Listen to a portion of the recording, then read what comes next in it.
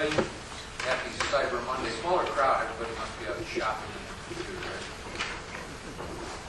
My name is Tim Slave, and I'm a retired judge engaged as an independent contractor to what is called facilitate this hearing. I have no adjudicatory responsibilities. I am not for or against any particular position. I am a neutral. I am here, hopefully, however, to add some organization, efficiency, and flow to these proceedings. This is Green River Wind Farm Phase 1 LLC's application for 46 special use permits as part of a wind energy conversion system. As shown by certificates of publication, notice of this hearing was originally published in the City Telegraph on June 18, 2012, and subsequently for further dates. Notices to adjoining property owners have also been provided. All who so desire will absolutely be given an opportunity to be heard, but for everyone's benefit, I want to do it as orderly and as efficiently as possible. There are many possible reasons for everyone's appearance here this evening. You could be a member of the public as a citizen and spectator, part of the applicant's contingent, or an interested party. In this context, an interested party does not necessarily mean someone who is absolutely for or against the requested special uses, but someone who wants to be heard. If you do want to be heard, you will fall into any one or more of three categories. Number one, you want to give testimony. This means you desire, under oath, to testify to facts relevant to the board's eventual decision. Such is not the time to describe your feelings or announce your opinion, but it is the time to aver facts, and you are subject to cross-examination. Everyone so wishing to testify will be given one opportunity to do so. Number two, you want to be able to cross-examine witnesses, but please, this is just the time to ask questions of a particular witness, not to argue with him or her. Everyone so wishing to cross-examine will be given one opportunity to cross-examine each and every witness. Or number three, you want to make a closing statement. This is your opportunity to tell the board how you feel or give them your opinion based on the facts adduced during the whole hearing process as to what their decision should be. Everyone so wishing to give a closing statement will be given one opportunity to do so. Again, everyone will absolutely have a chance to be heard. However, in order to try and add some semblance of organization, there have been and are 3 half-sheets available to sign up to participate. One indicating your wish to testify, another your wish to cross-examine witnesses, and the last indicating your desire to give a closing statement. These were available at the door and continue to be available from Alice Hinkle. While signing up is not a prerequisite to testifying, cross-examining, or making a closing statement, I will initially be calling on folks using those sign-up sheets. Only after exhausting that list will I invite others to testify, to cross-examine, or to give a closing statement. Please note that once you've signed up, you do not have to sign up again at each continued session. I will keep those half-sheets current throughout the proceedings. Written communications sent in advance of this hearing or any written material intended as something for the board to consider is subject to Board Rule Article 5, Section 12, that 8 copies be provided. Any communications received that did not comply with this requirement may not be considered by the board. Those communications which do conform are now marked as Exhibits 1 through 46, and each board member has a copy and another copy made part of the record in this matter. I will now review the chronological progress of the hearing. Initially, the applicant or his agent was given an opportunity to make opening remarks. The applicant presents evidence, one witness or document at a time. I place each of those witnesses under oath or affirmation. After each of those witnesses, the commission first and then interested parties had the opportunity to cross-examine those witnesses. Then, interested parties, the stage where we are begin this evening, interested parties have the opportunity to present evidence, one witness or document at a time, and I will place each of those witnesses under oath. After each interested party witnesses, the commission and or applicant have the opportunity to cross-examine those witnesses. Following that, rebuttal witnesses or documents may be presented by the applicant one at a time, and the commission and interested parties have the opportunity to cross-examine those rebuttal witnesses. So rebuttal witnesses or documents may then be presented by interested parties one at a time, and the commission or applicant have the opportunity to cross-examine those interested parties or rebuttal witnesses. Finally, the applicant first, and then any interested parties are given the opportunity for closing remarks. Some sub-rules. As you may have heard, each session has a time limit under the zoning board's rules of 2.5 hours. However, we certainly don't want to cut off anybody right in the middle of something, so I will certainly make a reasonable effort to let someone finish a particular stage when the time limit has been reached. Or, if there is very little time remaining at the end of the stage, I may simply suggest to the chair to continue the session rather than starting on another stage. I also have the discretion, which I have not used yet, to call for short recesses. Under the zoning board's rules, I have the duty to rule on the admissibility of evidence. While the strict judicial rules of evidence do not apply, I will exercise some equitable control of what is being presented, with or without an objection. We do have a court reporter taking down what is said during the proceedings. I ask all to please be mindful of her job. She cannot take down two people talking at once. She cannot take down nodding heads or gestures. And while I know she is very skilled, there is a limit to how fast a person can talk and expect her to keep up. I do please ask for civility and decorum. This is certainly a public forum, but please be respectful of all who consider it important enough to be here. I ask to refrain from displays of approval or disapproval, and as now with all public gatherings, I ask you to either turn off your cell phone or at least put it on silent.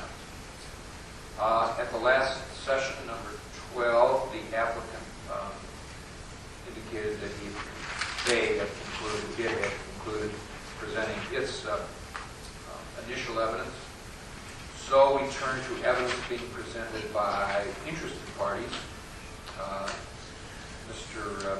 Porter, as you represent a plurality of them, I'll put it that way, you may proceed. Thank you, Judge. We would call Rick James to stand. James, you want to stand up? Raise your right hand, please. Do you solemnly swear the testimony you're about to give will be the truth, the whole truth, and nothing but the truth? Or affirm? Thank you. Have a seat.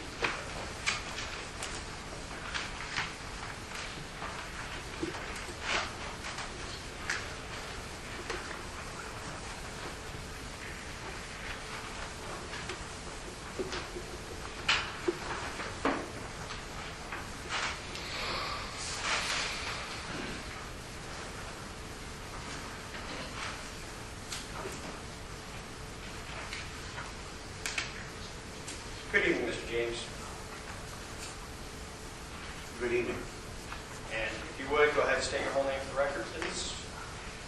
Richard R. James, And where do you live? Oklamas, Michigan. And what do you do? I am an acoustical engineer or noise control engineer, depending upon how you define acousticians. And throughout this hearing, Mr. James, we've got kind of an awkward setup. PowerPoint's over here, I'm over here. The guys you're talking to are actually to your right. So be sure to direct your answers toward them. If you would, kindly tell us about your vocal structure. Before I get rolling here, Your Honor, I've got two exhibits I'm going to mark. Sure.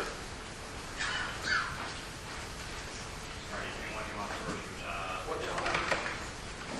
Opens.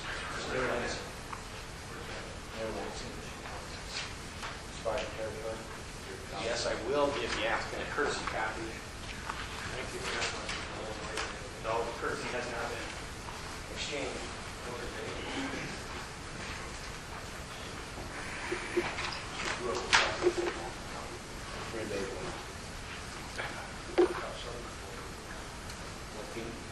Okay, let's keep the exchange with the witness.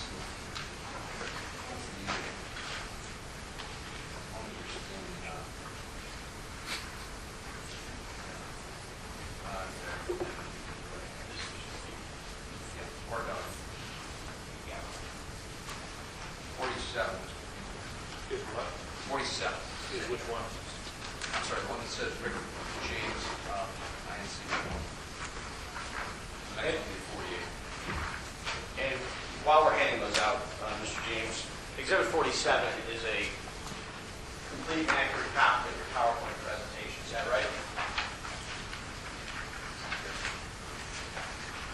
correct. Mr. Ford, do you have any?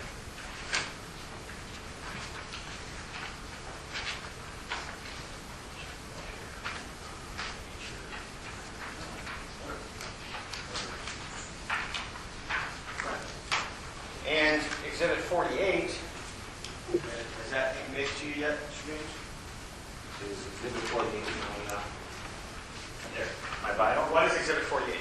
My biographical sketch. And is that a complete and accurate copy of your biographical sketch? Yes, it is. All right. Now, if you would, tell us in brief terms your educational background. I've been an acoustical engineer for about 40 years, a little over 40 years now. I'm a graduate of General Motors Institute as a mechanical engineer with a minor in acoustics. And I was part of a group that GM was training to handle their environmental problems, because that was the era when the EPA, OSHA, and a lot of other groups were passing regulations. And as a result of that, I got in on the ground floor of setting up standards, writing specifications for large corporations. In 1972, I formed my own company, left General Motors. And I've been working as a private consultant ever since, largely with automotive companies, John Deere, Navistar, the larger corporations, both in-plant and community-wise. What was the name of your company in 1972? 1972, the name of the company was Total Environmental Systems.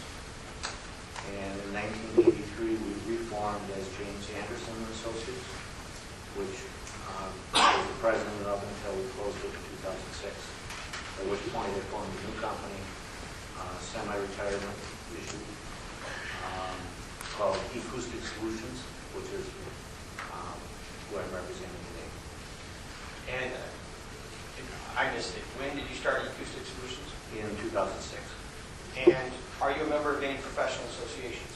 At the time I was beginning my career in acoustics, the Institute of Noise Control Engineers was being formed in the early 1970s, and I've been a member of that institute since its early days, and as a full member since about 1990 or so. A full member represents a status where it's functionally equivalent in acoustics to being a professional engineer, with qualifications, testing, etc., to establish a basic fundamental understanding of acoustics in order to say that you're a member of the Institute. Others would be affiliates. But I've been a member of that group since about 1973. Have you ever taught in the area of noise or acoustics? I taught acoustics to my clients' groups from about 1976 forward, putting on courses in noise control for engineers in major manufacturing corporations. I taught noise control to members of the American Industrial Hygiene Association. Put on courses for state-level agencies like the Michigan Occupational Safety and Health group. Were you a member of the American Industrial Hygiene Association? We were a member of the American Industrial Hygiene Association for probably 15 years or so. And what is that? That is a group, the industrial hygienists are the group of professionals that deal with in-plant noise, vibration, pollution, ergonomics, etc. And we were a member of that group representing the noise control issues, where I was both on the subcommittee for noise, one of the authors of one of the manuals, and routinely taught the courses at their annual conventions for a number of years. Are you an adjunct instructor presently? I am an adjunct instructor at Michigan State University and have been such since 1985 or so.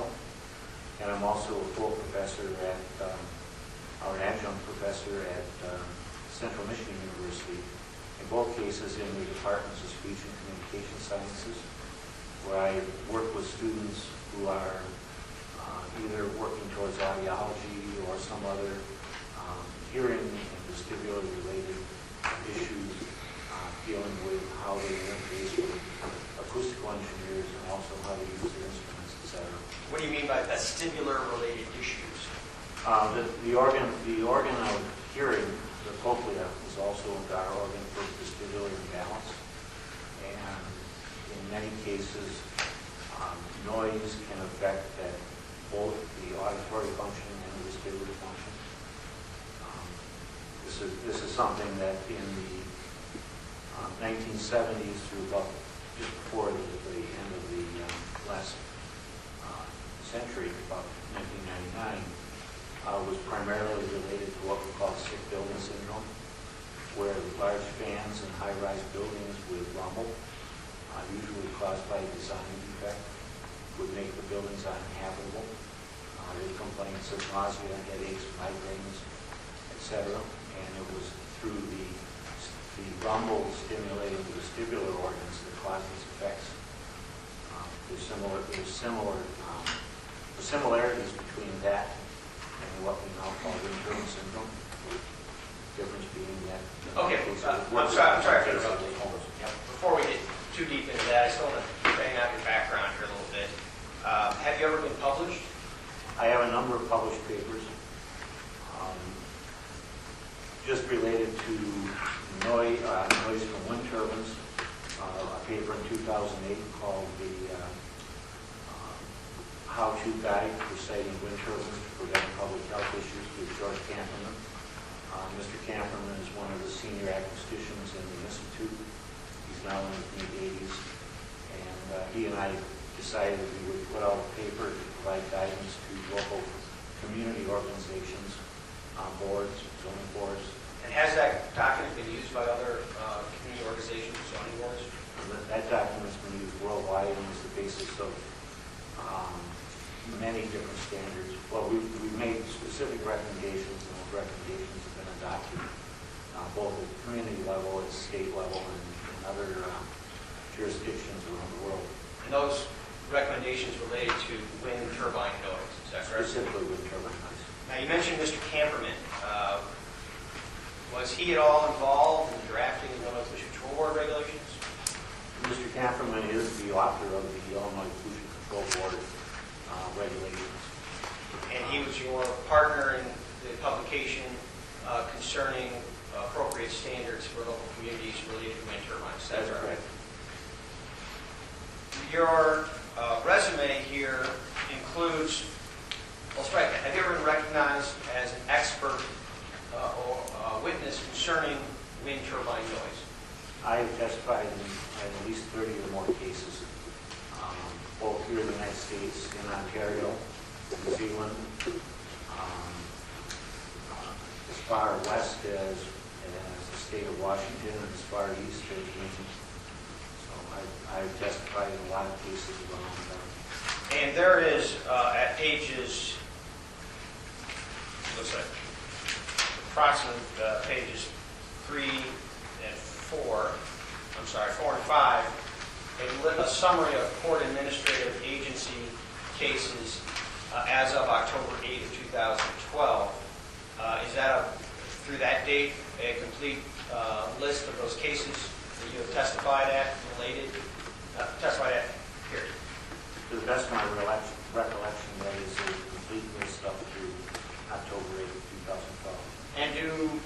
And I'm sorry for not knowing this, but do all of those cases relate to wind turbines? All of them are related to wind turbines, and those are the cases where they were, I guess I'd say, where I was sworn in, not just the informal public hearing.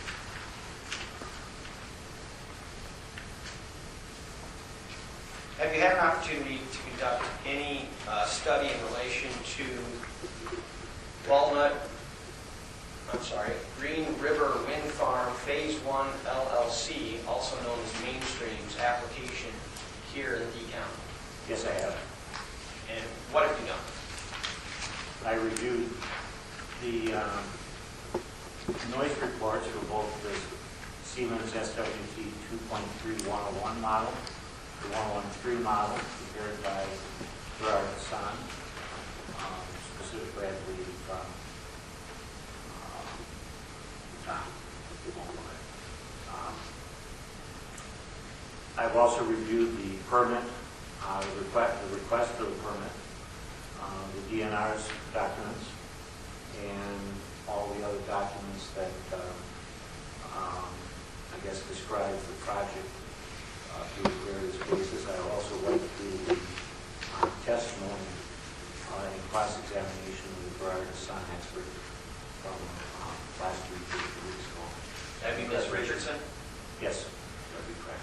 Have you had a chance to review the present Lee County wind turbine ordinance? Yes, I have. And how is that relevant to your testimony here today? Well, it's relevant in that the Lee County ordinance requires that the project conform with requirements of the Illinois Pollution Control Board ordinance, sections 900 through 910, 900, 901, 910. Well, did you have a chance to also, I think you said you did you review the petition filed by Green River Wind? Yes, I did. Yes, I did. And in that petition, does Green River Wind state that they will file an application that is compliant with the Illinois Pollution Control Board regulations, parts 900, 901, and 910? Yes, I do. Do they also state that they will use the best available methodology in performing that model? Yes, I do.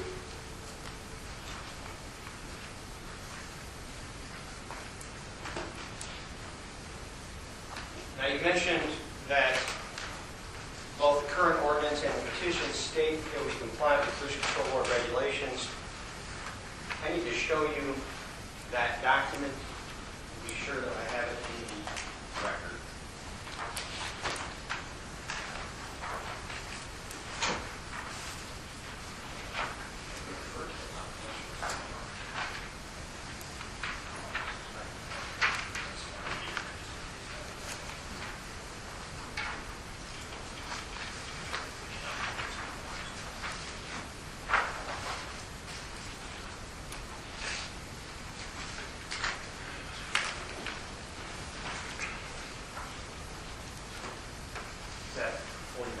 Yes, sir. Judge Slavin has marked Exhibit 49 and handed it to you. Does that reflect the relevant sections of 900 and 901 of the Illinois Pollution Control Board regulations? Yes, it does. It's an excerpt, but it's the relevant sections. And as a matter of fact, in your PowerPoint presentation, you've got a couple of slides up here referencing 900.102 and 900.101. Why is that? Well, there's two very important points to understand about the IPCB regulations. And that is that there's two levels of requirements. One is a qualitative requirement, and that is the prohibition against noise pollution, which we see on this slide. And noise pollution is limited under section 900.102, where it states that no person shall cause or allow the emission of sound beyond the boundaries of his property, as property is defined in section 25 of the Illinois EPA Act, so as to cause noise pollution in Illinois or as to violate any provision of the chapter. The definition for noise pollution then in section .101 is any emission of sound that unreasonably interferes with the enjoyment of life or with any lawful business activity. And I included the definition of sound because it's not just audible sound. It's any physical disturbance causing an oscillation in pressure that is capable of being detected by the human ear, which could be either auditory or vestibular, or on a sound measuring instrument. The second part would be on the next slide. And what is that slide related to? This slide are the quantitative requirements. These set hard limits for the amount of sound that can be propagated from one class of land to another class of land. And for this particular discussion, we're looking at how Class C land, which is where the wind turbines are located. Affects Class A land, which are residential land uses.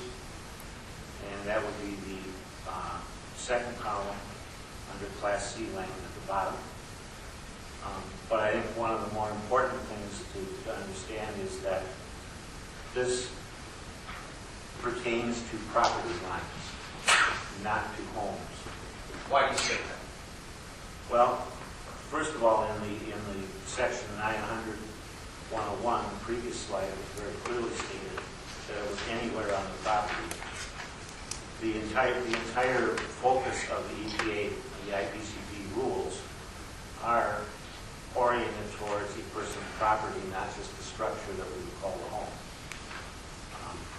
And we see here in the 901.102 the sentence that the measurements can be anywhere on the property but no closer than 25 feet to the property line. If this had been focused on homes and not properties, it would have said at the home, but it says within 25 feet of the property line. And that is the common understanding of the IPCB rules, and it has been since the day they were written. Well, in the section that you're specifically putting in your slide here is 901.102B, because that relates to the nighttime limits. Is that right? That's correct. And it also not only says 25 feet of property line noise source, but does it also indicate that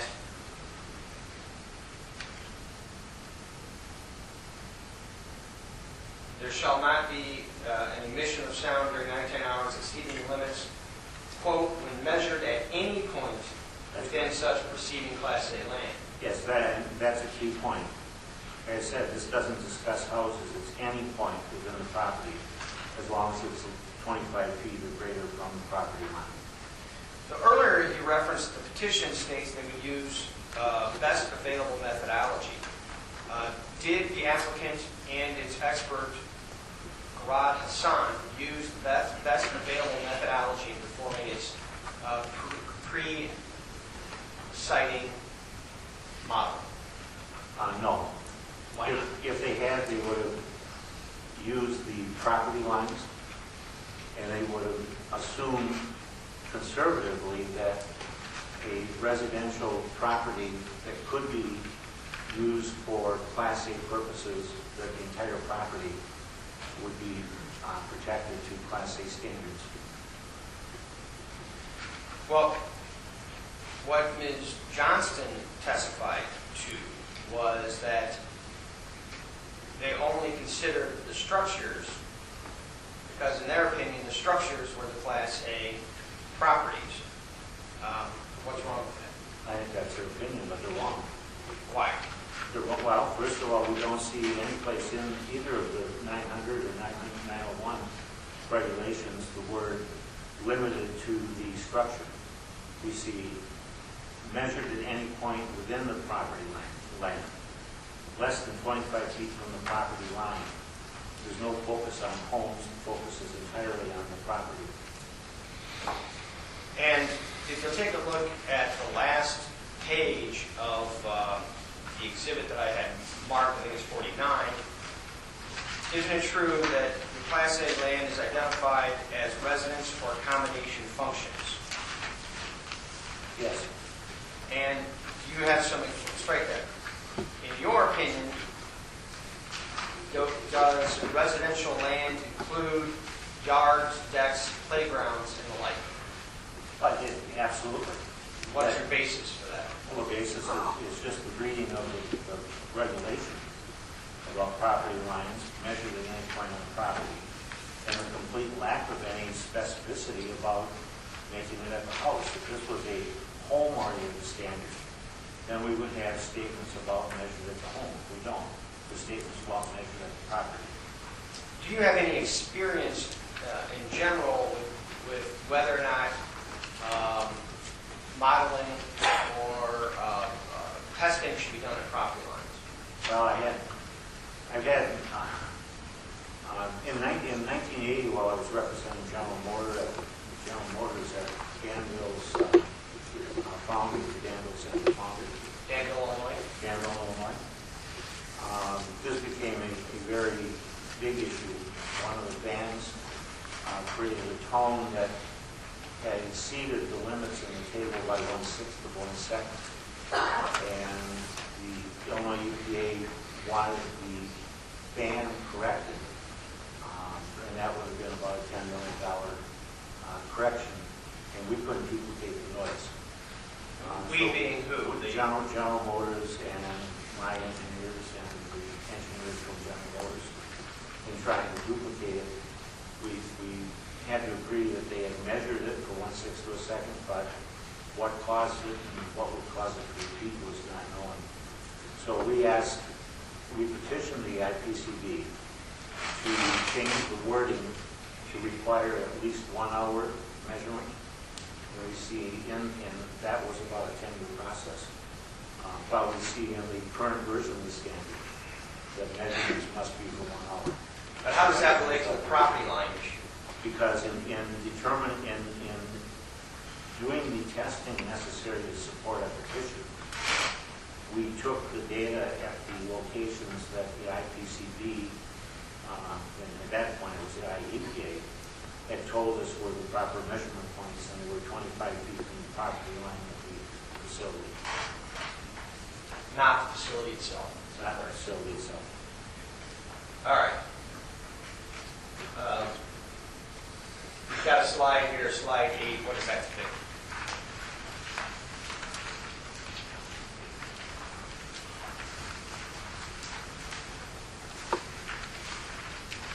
I put this slide in just so that we'd have a general understanding that we're looking at all of the turbines.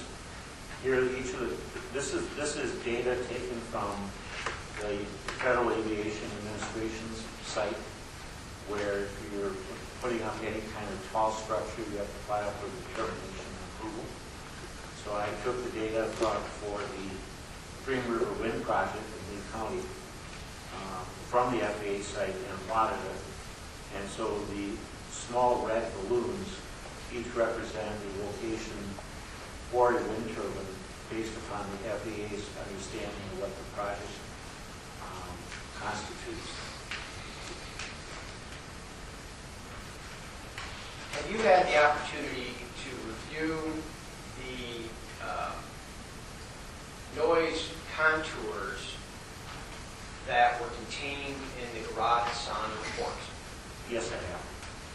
And do those noise contour reports show any exceedances at property lines? Yes, they do. And at what hertz level are most exceedances seen? Well, the primary exceedance is at 1,000 hertz, which is the area where our hearing is most sensitive. Let's talk a little bit about that. Ms. Johnston testified that we hear from the 1,000 to 4,000 hertz level, and I think she admitted that to the 5,000 hertz level, but she didn't really believe that the 1,000 hertz level was the area where you heard the most. Do you have an opinion on that topic? Again, yeah, I do. She's wrong. Our hearing sensitivity, if we look at people in the aggregate, is maximum between about 500 hertz and 2,000 hertz. One of the ways I've confirmed that to myself is using audio samples of people talking and then applying filters so that I only hear certain speech frequencies. If I apply a filter that excludes all but about 500 hertz to 2,000 hertz, the speech sounds normal. If I was to filter only from 1,000 hertz up to 4,000 hertz, it would sound very tinny, like through an old-fashioned microphone. So our most critical frequencies are those that are right between about 500 and 2,000 hertz. Okay. And did you take a look, and I realize it's a little difficult to see on this slide, but did you review the noise contour models that were contained within the garage Hassan report for the 101 turbine? Yes, I did. And did we mark the areas where there were exceedances at non-participating property lines on the slide. Yes, we did. And that slide that you're putting up right now is slide 9 in materials.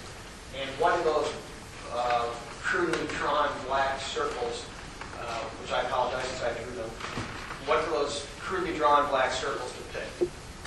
The black circles that Mr. Porter is referring to are the circles that look like the one I circled here with my pointer. Another one over here. And these are the areas where the sound level exceeds the IPCB limits at properties, not necessarily homes. And on that Garage Hassan document that was previously marked, when one finds those arrays, which happen to be at pages 17 and 18 in the Garage Hassan reports, the property lines are vaguely depicted in that document. Is that right? Yes, they're very vaguely depicted. So is this a property line noise study then? No. Why do you say that? Well, I mean, we have tables of the sound levels at homes. We have discussions about how many homes are affected. We have explanations that claim that only homes should be considered. And as such, it's very hard to call their study a property line noise study since they don't address it as the primary topic or focus of their study. The model output for the ISO model that was used is actually contained in Appendix B, correct? Yes. And those receptor IDs relate to what? They relate to the centers of homes. Okay. An imaginary point in the center of the home. Apparently about 4.5 meters above the ground. All right. So, but if you go back to the sound contour maps, you can see with a lot of effort where the property lines are located. And then there's a red dashed line contained in the report. What is that red dashed line? Well, the red dash line is really very hard to make out on any of the contours, but it's explained as being the limit for that frequency set by the IPCB. And that limit is what? At the 4,000 hertz level? 4,000 hertz would be 41 dB. Okay. And so on slide number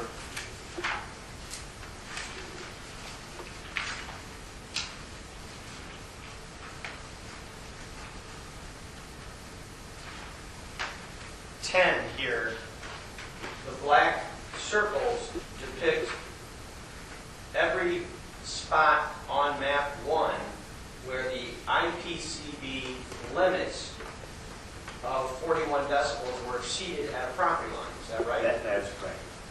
And are there some properties where substantial portions of the property exceed that limit?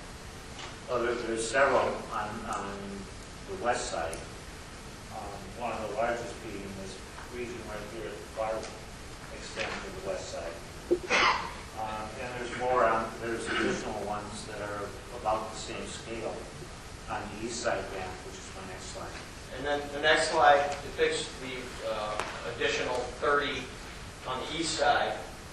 And again, you're pointing out some of those that are substantial acreage that exceeds the PCB limits at the property line. Is that right? That is correct. Now, once again, Ms. Johnston's explanation is that they've colored all of these maps where the exceedance occurred yellow on the grounds that those are ag properties and there are no limits at ag properties. Do you agree with that testimony? No. Why not? Well, it's really hard, without going out and asking people how they use the property, it's hard to determine that. I mean, there are some of the properties, if you look at it from Google Earth, are very clearly agricultural. But whether someone has plans to put up a house on the road or not, we don't know. What would have been the most conservative methodology to employ? Well, I think conservative and best practices would say that we would assume that the property lines all could be used as Class A and make our calculations and estimates and conclusions off of that type of a calculation. And once again, indeed, does the PCB regulations dictate that property lines are supposed to be used as opposed to buildings? Yes, they do. So in toto, at the 1,000 hertz level, how many non-participating properties have areas that will exceed the 41 decibel limit for 1,000 hertz?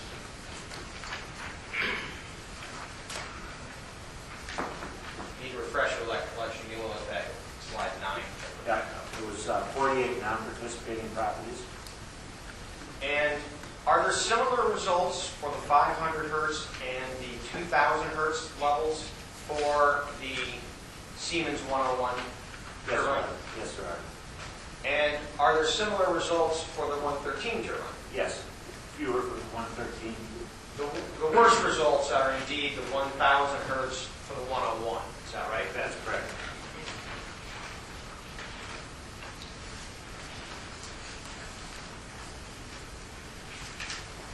By the way, do you know if the 113 model is available?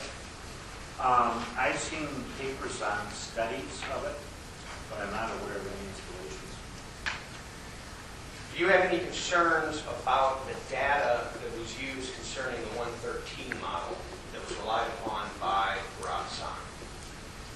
Well, I have a slide on this a little bit later, but in some of the research studies done on the SW113s, the sound power data appears to be a little bit higher than what is reported in the Garage Hassan data. And normally I would have expected that report to include a copy of the manufacturer's test specifications, so I could have seen what model, what was the specific nature of the particular test she was reporting, but that wasn't included in this case. All right. So in the Garage Hassan 113 model, were you able to verify that you were using correct data from the manufacturer? I was not able to verify it. Now, in your, let's try it. Do models accurately estimate real world noise as it relates to turbines? I think that this is the key point I think we need to understand. Models are estimates. Models are representations. When the weatherman gives you tomorrow's weather, he gives you a model. A very highly sophisticated model. In fact, there's three of them. And he's not always right. And that's because minor changes can occur, minor deviations can occur. What we know about models is that they always have assumptions that you have to meet, and they can only represent a certain range of conditions. For noise models in particular, the debate has been going on for a number of years, primarily with the wind turbine business or wind turbine industry, which likes to present models as though they're precise, as though you can look at that contour line, and if it says 41, you can count on it being 41. Well, I refer you to the weatherman on this one. But studies done in Ontario and here in the United States by consultants who work with the wind industry have repeatedly shown that models underestimate the real world measurements by as much as 5 decibels.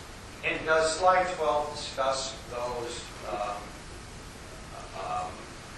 reports that you're referring to? Yes, it does. It discusses, in this case, 4 primary reports. The first one was done in 2005 and then repeated in 2007 by Stephen Olerman, who was looking at how much, when you put a new turbine out on a test stand and you get data from it representing its noise emissions, if you let that turbine run for 3 to 5 years, and build up debris on the blades, etc., how much additional noise is generated. And he found that over a period of just a few years, the noise would increase by as much as 3 to 5 decibels. And that's just due to the wear and tear on the blades and debris. 3 acquisition companies in Ontario Now, Ontario has very specific rules for how you build a model, much more so than you have here in the United States. So there's a very strong commonality between a model done for project A, B, C, D, and E. 3 different companies, Bell Acoustics, Air Acoustics, and HGC Engineering, all who work for the Ontario Ministry of Environment, have published papers stating that when they compare the model predicted level to the sound levels present when people make complaints, that the range of errors or the range of difference is as much as 3 to 5 decibels on a routine basis. It doesn't mean it can't even go higher, but on a routine basis, they find a 5 decibel deviation. So if we're looking at a model as a way to evaluate the IPCB rules, which is based on measurement. The IPCB rules were not intended for comparing a model. It was a complaint is filed, someone goes out with a meter tested, so that's a measurement. To adjust a model for the known measurement in a conservative manner, we would add 5 decibels to all of these models for those levels. Let's move on to the next slide. Slide 13 references that there was something prepared for the Minnesota Department of Health. What is that in relation to? Now, several years back, the Minnesota Department of Public Health published a document in which they had reviewed information on wind turbine noise that was available through the literature. What they found is that G.P. Vandenberg in 2004 had published data showing that wind turbine models, which represent daytime noise, tend to underpredict nighttime sounds by as much as 15 decibels. So when you look at a model that is done according to the way Gerard Hassan did it for Green River, that model represents the noise emissions during the daytime because the input data is for daytime. I need to slow you down so the panel understands this. When you say the input data is for daytime, are you talking about the manufacturer's data? I'm talking about the manufacturer's sound power data. And let's get a slide on this. Yep, that's too forward, I guess. And why do you say that the manufacturer's sound power data is based on sunny daytime conditions? One more slide. Go forward. Oh, one more. It's the slide, sound power levels used for models are not worst case or conservative. There you go. The 2 reports in this slide, I did a screen copy of the Gerard Hassan report for the SWT 101, which is seen on the top, and then for the SWT 113. The table of data is from the manufacturer's tests of a test turbine. This is conducted according to a standard called IEC 61400, Part 11. Part of that standard not only defines how you take the measurements to derive this data, but it also defines the weather conditions that the turbine is tested on. This is to standardize. We want, in this case, we want to make sure that any differences in the outcome are not due to different weather conditions. So we define the weather conditions very tightly. Those conditions are what you would see on a sunny afternoon with a very light breeze at the ground level, no gusts, no turbulence, and what's called low wind shear, which means that the wind speed, the speed of the wind as you rise from the ground up to 100 meters or so increases really gradually. Whereas at night, we get a different condition. We can actually have calm air at the ground, and then at like 30 meters above the ground, it can suddenly jump to 5, 10, even 15 meters per second. That's called a high wind shear. Okay, so that manufacturer's assumption, does that accurately reflect those worst case times that someone here in Illinois is going to be experiencing noise? No, actually, it represents the, for those who've gone out and listened to a wind turbine during the daytime, it represents what you would hear during daytime operation.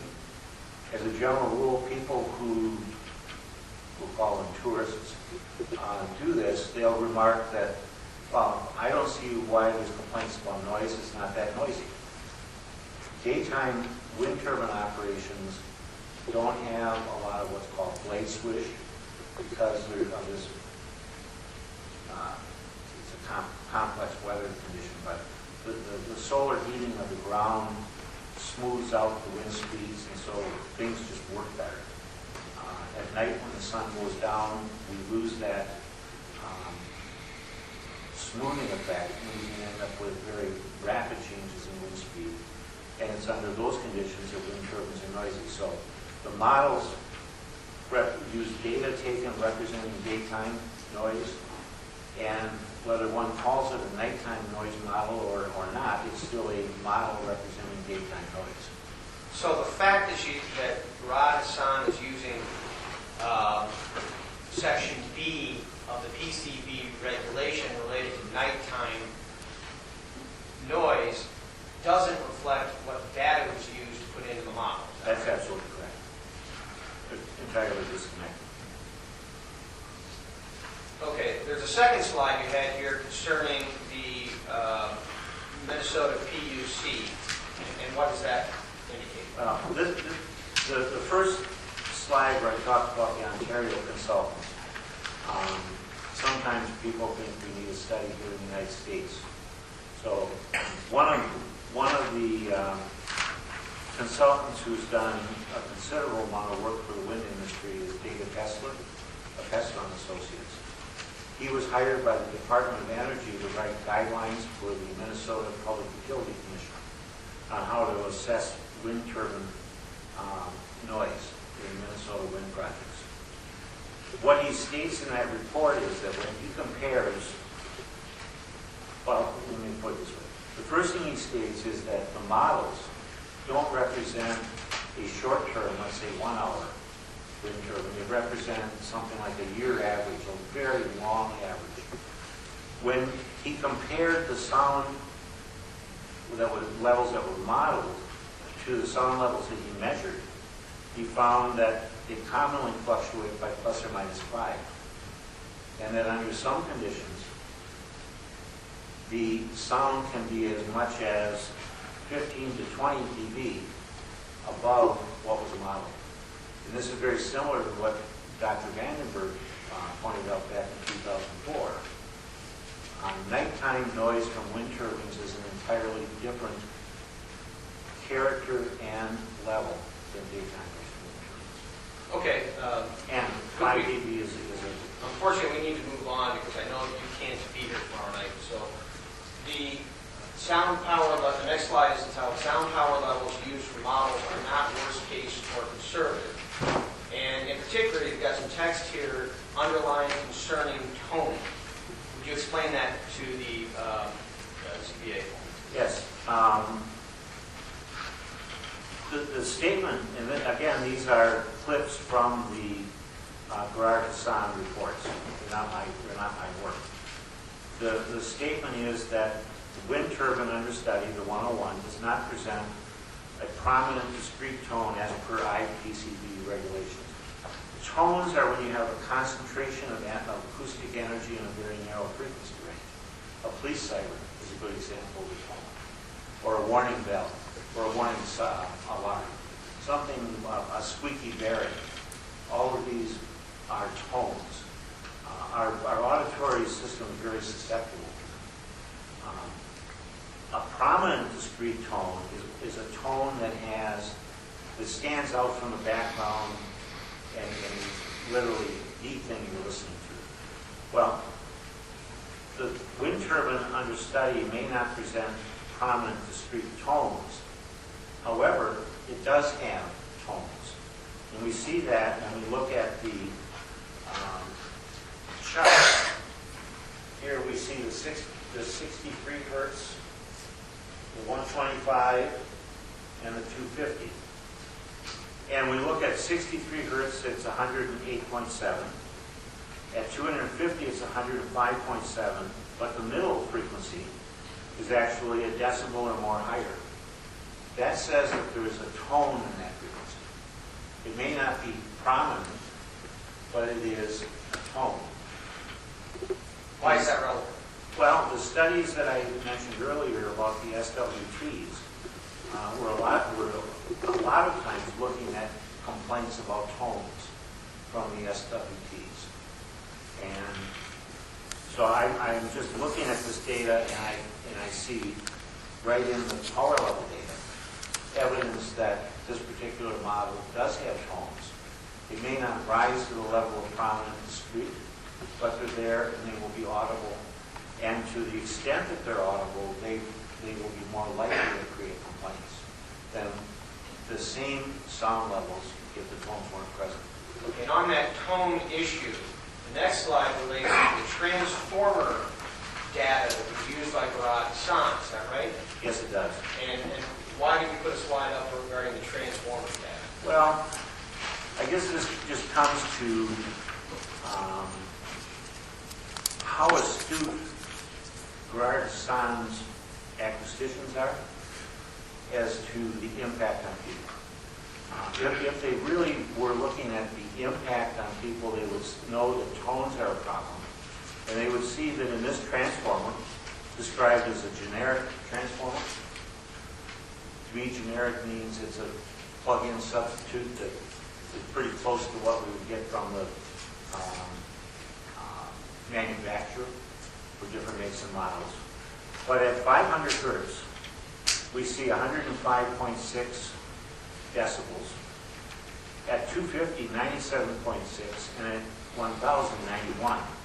That means that the tone that is causing this higher level in the middle in 500 hertz is almost 10 decibels louder than the broadband noise.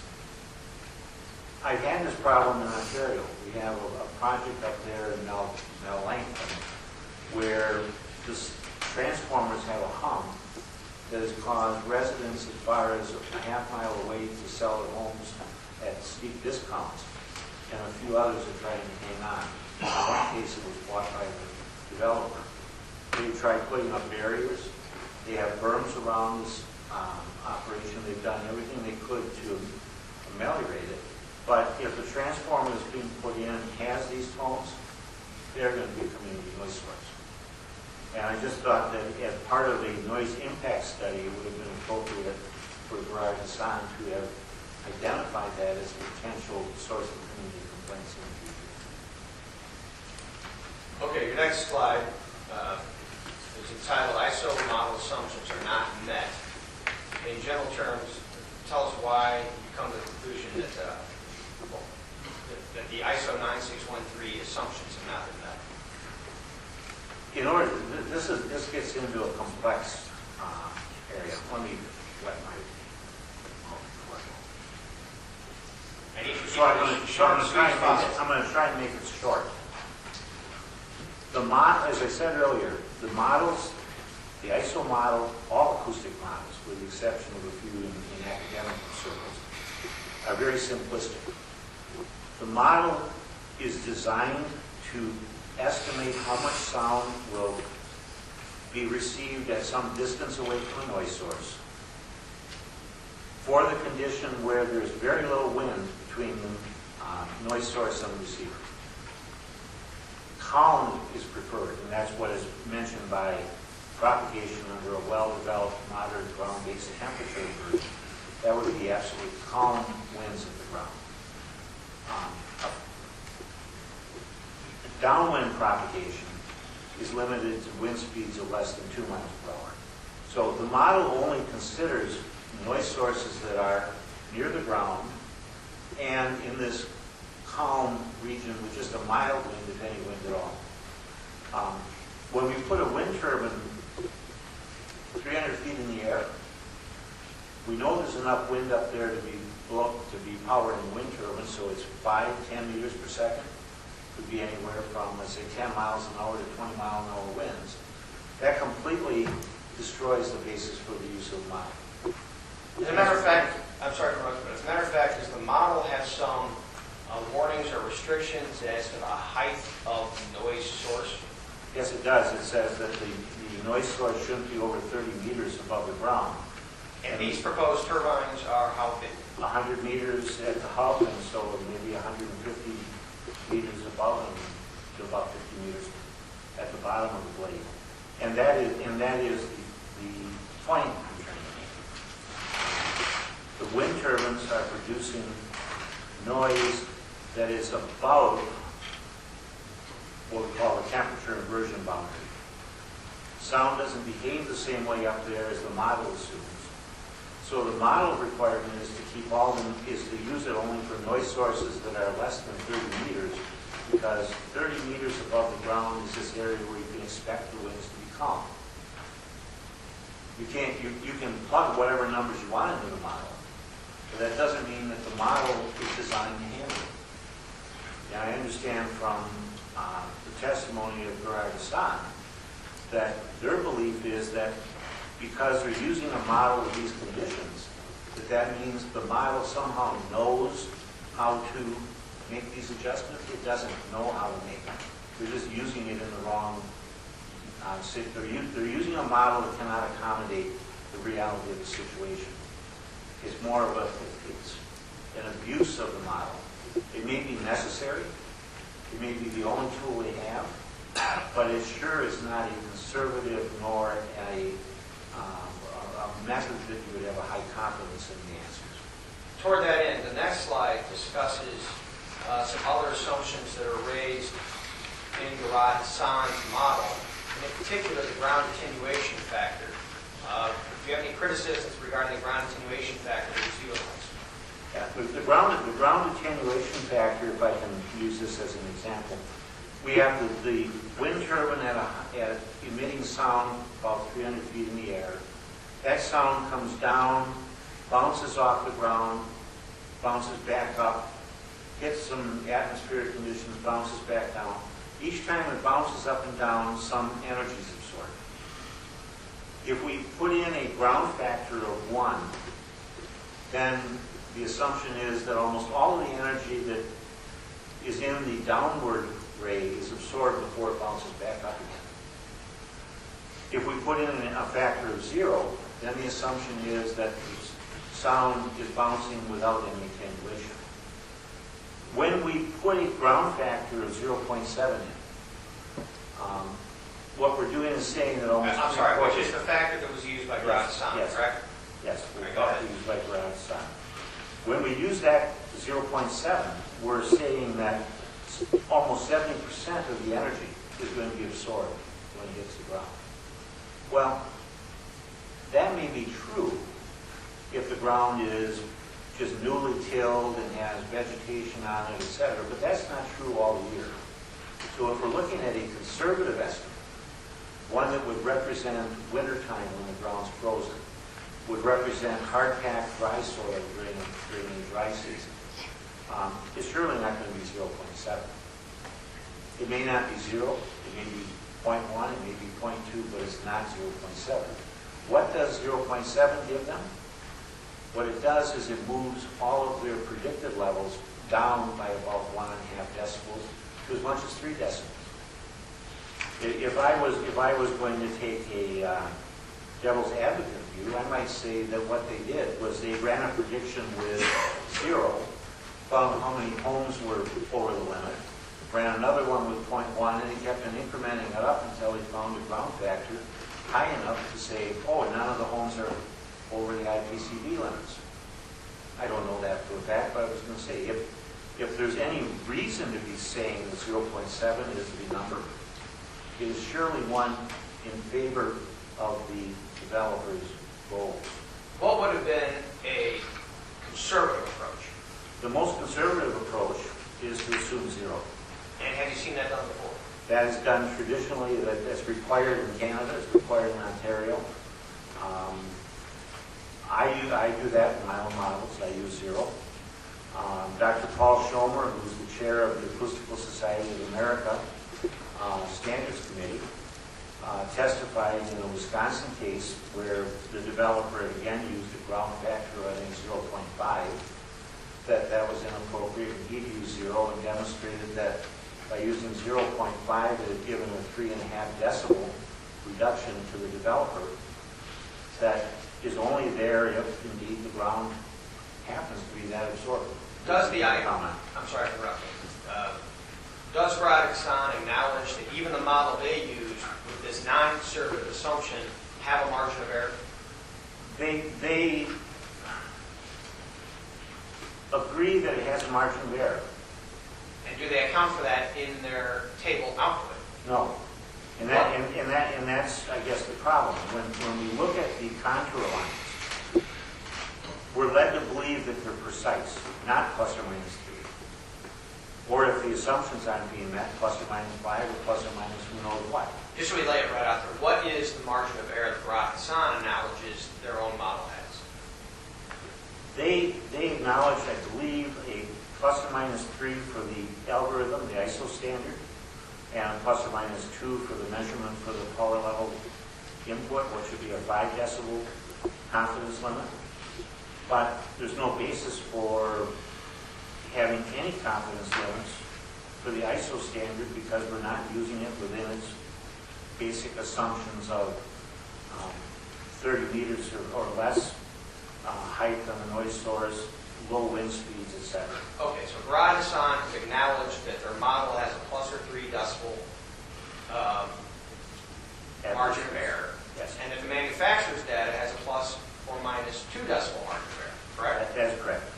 Now, the next slide is one that you drafted entitled Adjustments that should have been included in model calculations. Please explain that slide as quickly as you can. Okay. What I've done here is listed all of the different adjustments that should have been included in the model calculations if we are going to have a truly conservative model, meaning one that represents a worst case. The first would be to include 3 decibels for the algorithm. Another would be to include 2 decibels for the measurement of the wind turbine in the test lab. Another would have been to use a ground attenuation of 0, which I say is worth plus 1.5 decibels. It could be as much as 3 decibels more. The other is to account for the increased sound power at night. The Vandenberg effect, the 15 decibels higher than model predictions at nighttime by adding at least 5 decibels to the sound power of the wind turbines.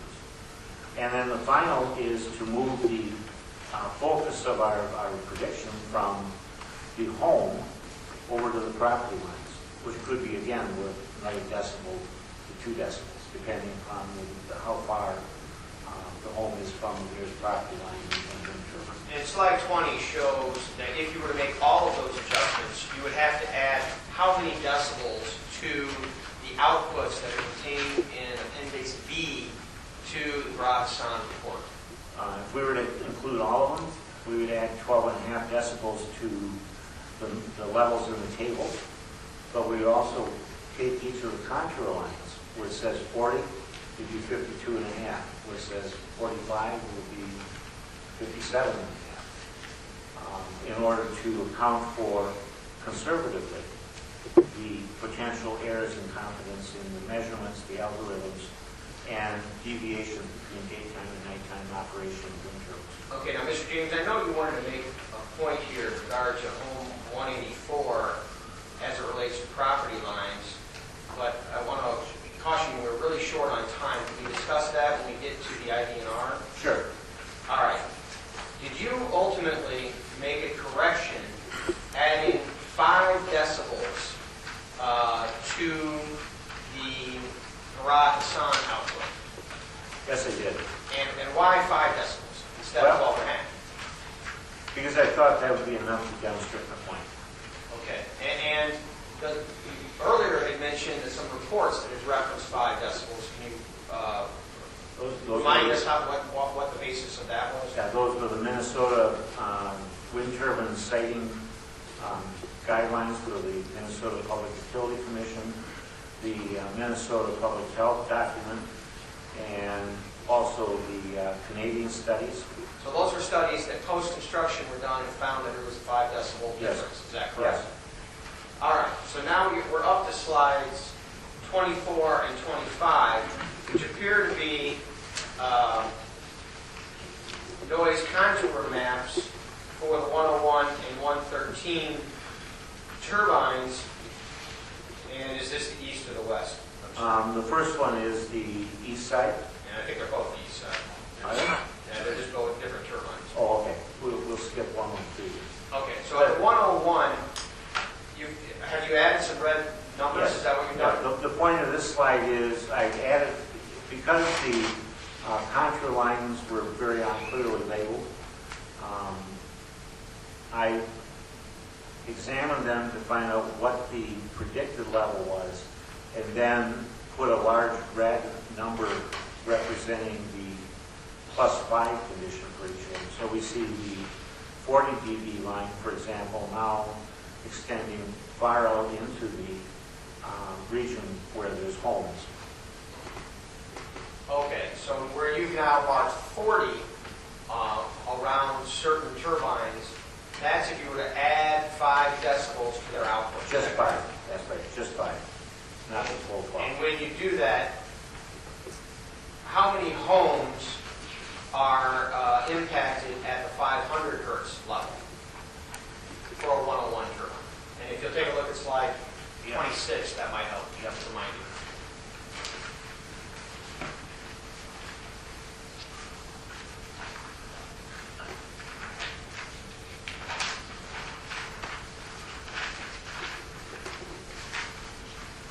That slide showed that at 500 hertz, adding the 5 dB correction, there were 16 homes that would exceed IPCB limits for participating and non-participating, and 8 non-participating.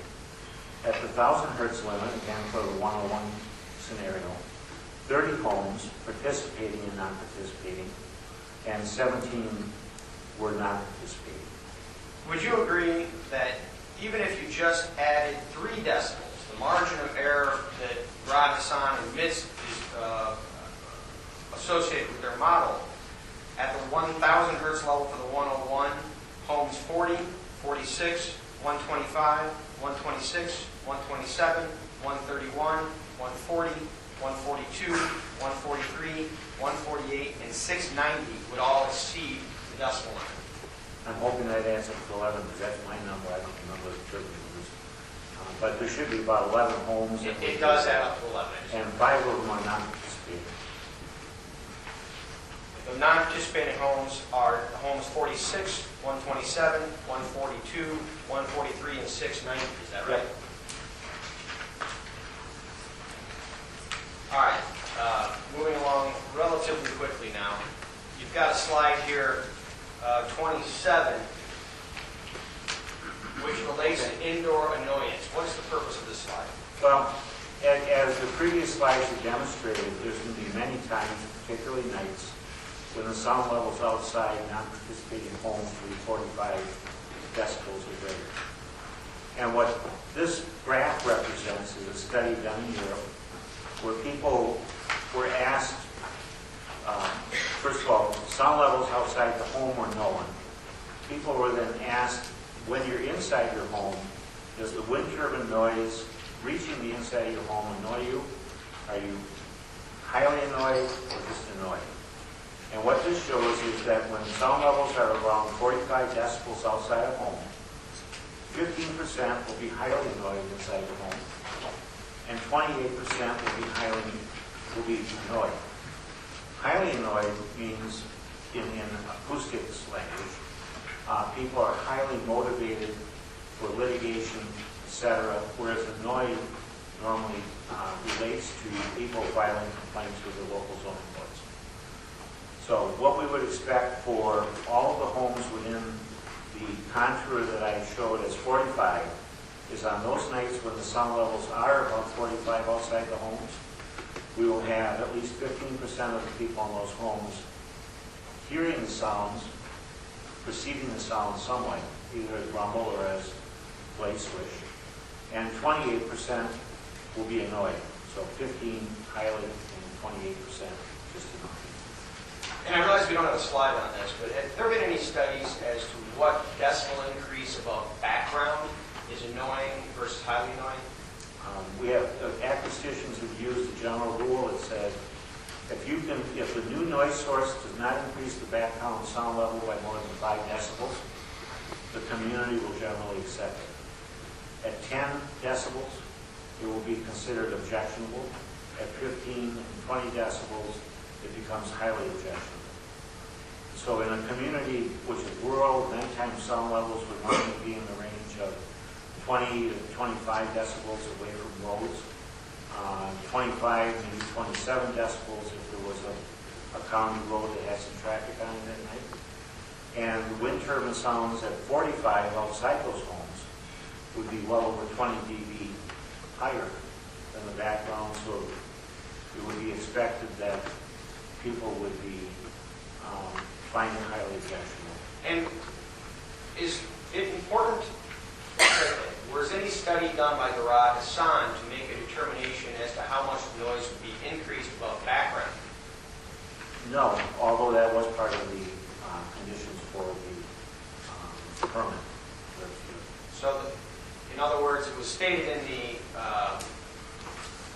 application that they would perform such an analysis, but to date, that has not been accomplished. No, but at the same time, rural communities have now been studied so many times that I think since 2009 there's been a general agreement that background sound levels in rural communities seldom go over 28 decibels at night. And did Garad Hassan make any effort at all to determine whether or not there would be noise pollution as opposed to just modeling whether or not the PCB limits would be exceeded? No, and that's one of the reasons for this indoor annoyance chart. If you have a study that is supposed to determine the impact on the community, then you look at how people in these kind of studies have reacted. And there was none of this kind of work in that report. It was not a noise impact study. It was a noise model presented just without commentary. You've got a slide here entitled Low Frequency Noise Increases Risks to Health. Upon what you base the conclusion that low frequency noise increases risk to health? In acoustaticians have known this for many years. We learned it particularly in sick building syndrome, which is a low frequency noise problem. And when we look at the sound power emitted by the wind turbines in table 3.1, we can see that for the lowest frequencies, 31.5 would be like the deep bass on a big temple organ.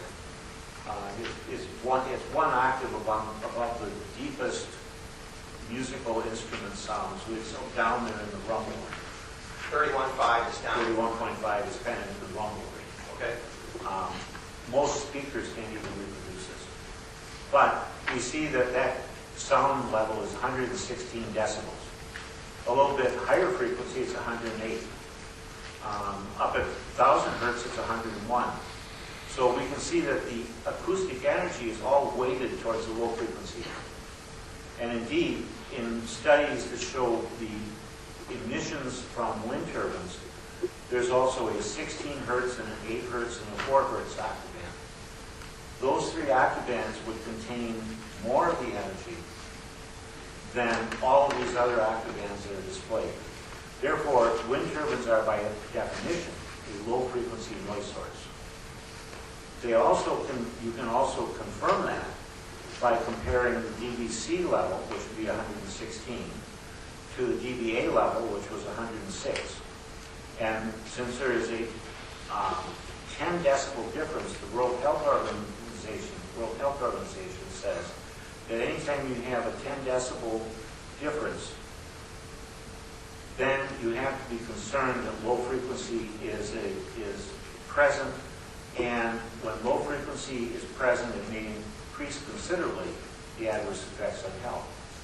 That statement actually was put into the World Health Organization because of our experience with sick building syndrome.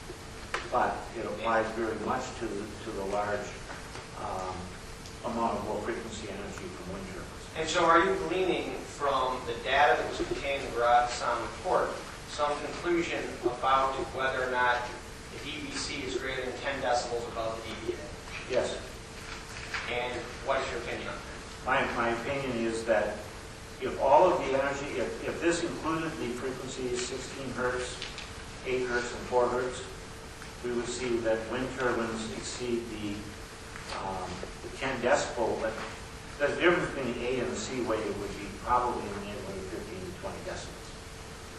And that would be a situation very similar to what we had in sick building syndrome, where rumble from these large fans caused people to become ill in their offices and refuse to work in those buildings. Did Garage Sound perform any analysis of the DBC levels? No. And DBC best monitors low frequencies, all right? DBC is an indicator of the low frequency. It's generally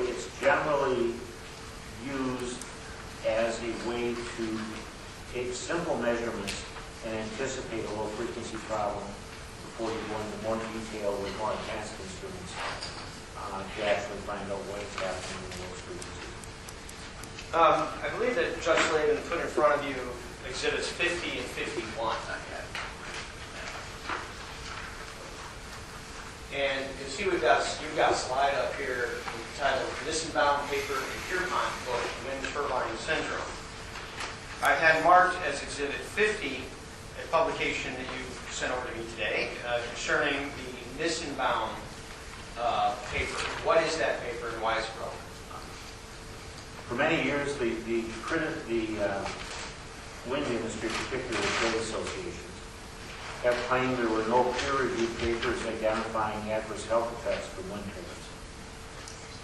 The Nissenbaum paper is not the first of these. There have been other papers that they just ignored.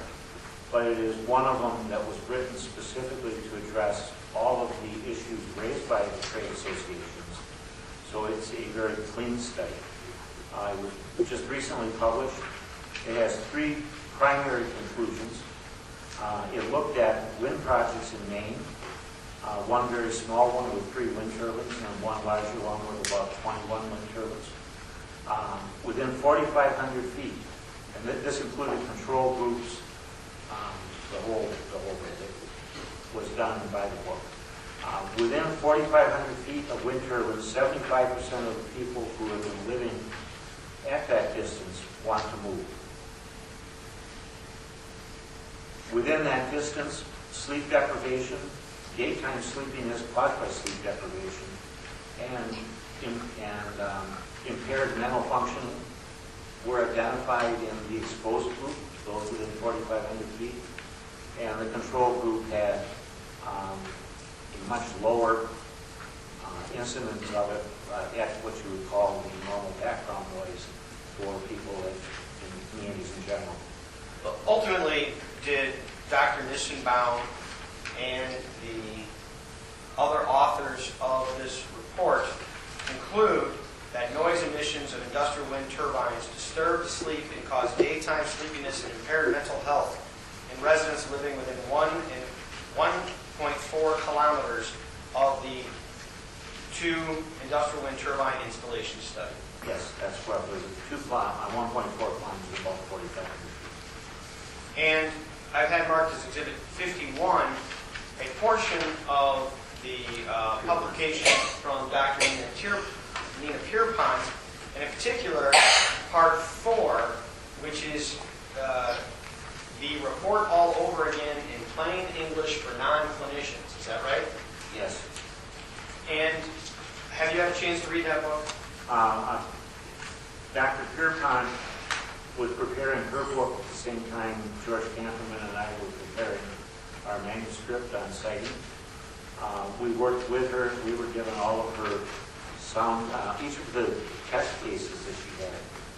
Those people had sound studies done in their homes, and we were provided those sound studies.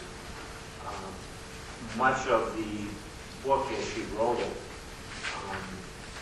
we kind of worked in collaboration as her acoustics experts. So, yeah, I'm very familiar with it. We also agreed, we also collaborated on the conclusions for both our paper and hers, which is where we said the current information implies that the safe level for wind turbines is 35 dBA, and that would require about 1.25 miles setback from large wind turbine installations. And in particular, does Dr. Pierpont is educated at Johns Hopkins, and where else have you worked with? She has a very distinguished background, and as such, I'm not going to try to quote it. She currently works as a child behavior specialist, and the reason for writing the book was a wind project in her community in Malone, New York. People living in it were beginning to appear with their children at her clinic, and the children were exhibiting adverse health effects. In particular, did she find that there's a syndrome that she coined as wind turbine syndrome, where people were suffering symptoms including stress, headache, sleep deprivation, vertigo, and tinnitus, as Yes. well as some other symptoms? Yes, and those symptoms are characteristic of what's also known as low-frequency noise syndrome or sick building syndrome. And does she reference the possible cause of these medical manifestations as related to the vestibular organs of the brain being tricked into believing the body is in motion? That was her hypothesis, and that's also the current working hypothesis for low-frequency noise syndrome and sick building syndrome, that low-frequency sound affects the vestibular portion of the inner ear, causing false nerve signals to go to the brain that the brain implies as motion, while the rest of the body's vestibular organs, our eyes, our sense of balance, etc., are saying everything's still, and this cognitive dissonance creates the unusual symptoms that people report. Has the Pierpont book been peer-reviewed? It was peer-reviewed. The first thing I understand about this issue is the book that she wrote was too long to publish in the journal. They don't accept 200 papers. So she had to publish it as a book. The manuscript, when it was finished, was sent out to 5 experts in the field of vestibular disturbance, all of who worked as her peer reviewers. More importantly, however, peer review continues after a book is published. Her book is the trigger for Dr. Salt's work from the University of Washington on cochlear function, in which he's identified now the biological processes whereby low frequency and infrasound, particularly when it pulses or rumbles, triggers these nerve outputs that are causing the confusion with our sense of balance. Okay, moving on. Did you have an opportunity to review the DNR T. Schenck report related to wind turbines? Yes, I did. And did you review the language contained in the Grad-Hassan report discussing the DNR report? Do you have an idea? Did the Grad-Hassan report do some modeling in relation to the Green River Well, areas? yes, but they seem to miss the point that the DNR letter spells out, which is that IPCB standards do not relate to wildlife, they're people standards. And what the Grad-Hassan report was trying to do was use the same approach towards the wilderness areas as for people. And that is the flaw, and also why I was pleased to see this from the DNR. There have been a number of studies recently on the impact of anthropogenic noise on animals, and wind turbines have that potential, particularly when they're located near wilderness areas, I worked on the Aiken Wilderness Project over in Vermont and another one in New Hampshire near an Audubon Society and Audubon Society area. And in both of those cases, the consultant for the wind developer tried to treat the wilderness area as though it was a people area instead of an animal area, and they were wrong in doing so. And by the way, I misspoke. Isn't it true that Rod Hassan did not use any receptor locations within the Illinois Natural Areas Inventory sites for noise? They have contour lines that run across it, and in one of my slides, which is coming up, I kind of show that the sound level, the projected sound level in that area on nights when the turbines are in their noisy mode would run between about 35 and 40 dBA. Raising the normal nighttime sound levels from the low 20s up to that level will have a significant effect on animals, particularly as they say in here, predators, prey and predators. If you're the prey, having a high background sound level means you don't hear the predator until it's too late.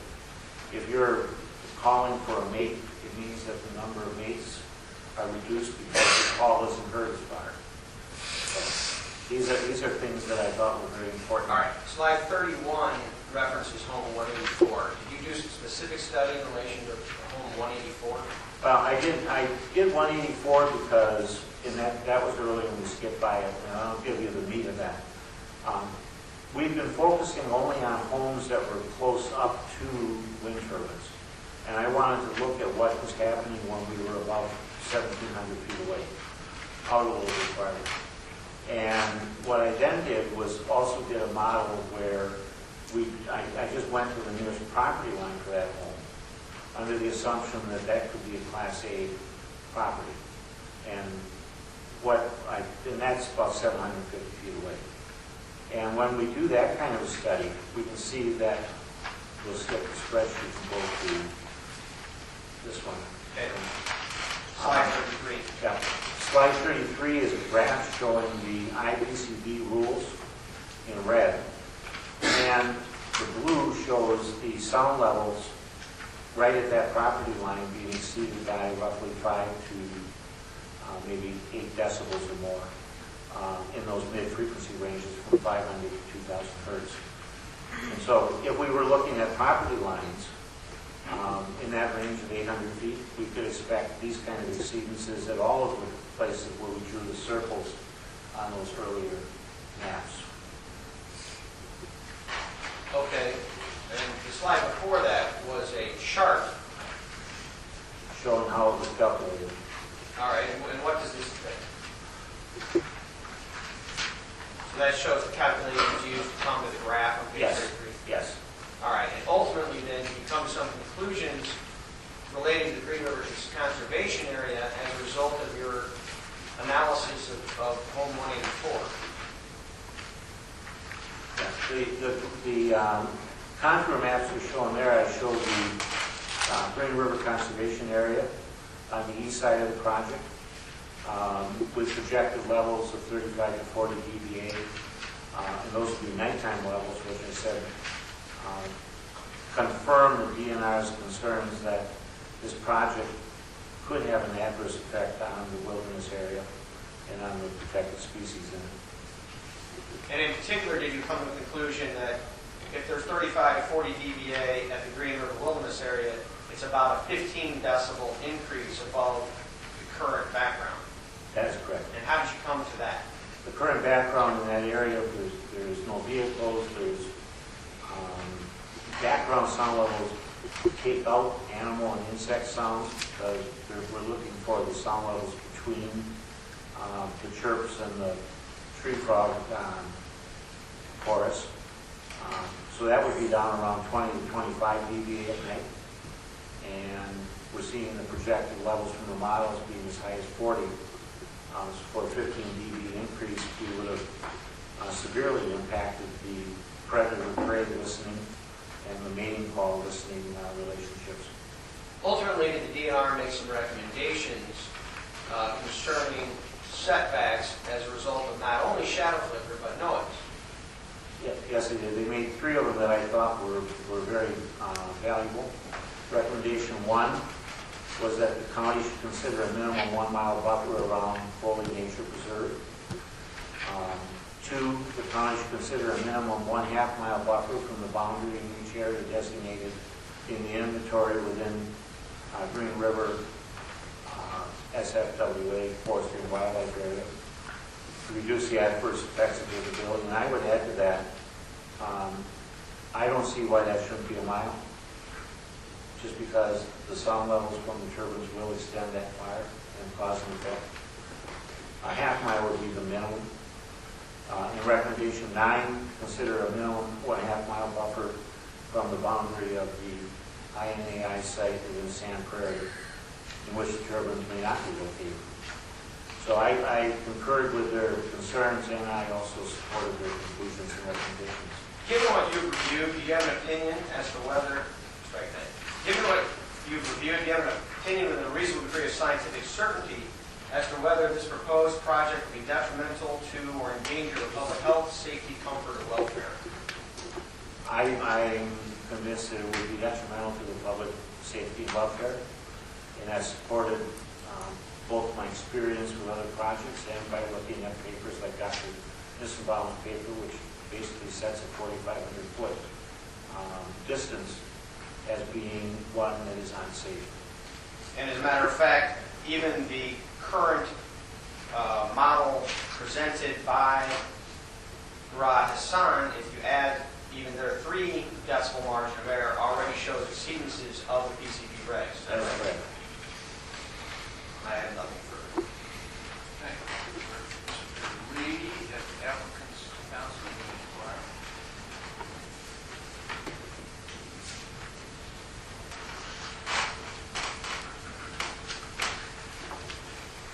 Thank you, Judge. Good evening, Mr. James. Good evening.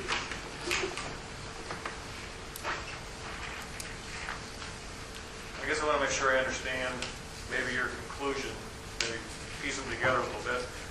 If we assume that all the land with a home on it is Class A land, and we assume we need mile setbacks from any kind of nature area, and we add 12.5 decibels to the model, you're not going to be able to sight a turbine anywhere in this area, are you? I think I first of all, do not try to tie the 12.5.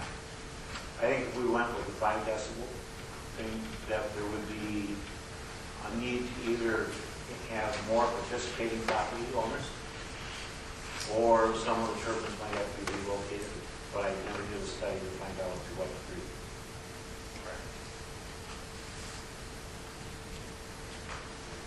You testified, I think, that in this area now, nighttime noise level, like you said, 20, 25 decibels. As long as we're away from highways and travel roads. Okay. Well, what is it around here? You went out. In this kind of a suburban, I call this a suburban. We're probably talking about 30, 35 decibels a night. What about downtown Chicago? Downtown Chicago, well, right outside Mr. Porter's downtown Chicago office. Probably enough to make your ears ring. Downtown Chicago is not a good example. That's why I work in Rockford. That's right. Downtown Chicago is a complete soup of low-frequency noise. You can feel it in your chest, you can feel it in your feet. I mean, the trolleys and everything else, it's a very unsatisfactory situation. People live there, though, right? They tend to live in enclosed concrete boxes to the extent they can. Now, you'd agree, wouldn't you, that the noise standard that applies here is what's set forth in Lee County ordinance. That's where you kind of started your presentation. That's right. And that ordinance doesn't require any noise modeling, correct? No, you could build it and then have them shut you down. That's the way it was originally designed. Is you invest your money, you invest your investors' money, and you put it up and makes a complaint, they shut you down. That's what they wanted to do GM Central Foundry Danville. Had no problems whatsoever telling them to shut the plant down. Okay. I know you want to get out of here, so if you just answer my question, you might have a shot at it. Okay, thank you. The ordinance doesn't require worst case modeling, correct? It does if you're going to do best practices. The ordinance? Does the ordinance require, no modeling, The agreement correct? between Green River and the county. Now, the worst case modeling that you talk a lot about, and that's one of your primary criticisms here, right? Is that Radisson didn't use worst case modeling.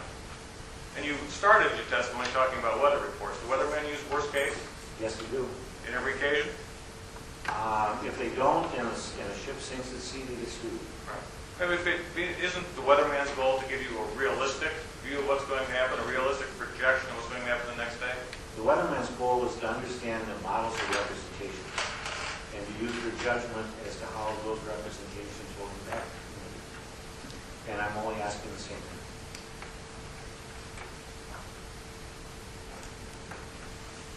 What the ordinance requires in Lake County is that the project comply with or conform to the requirements of the Illinois Pollution Control Board, correct?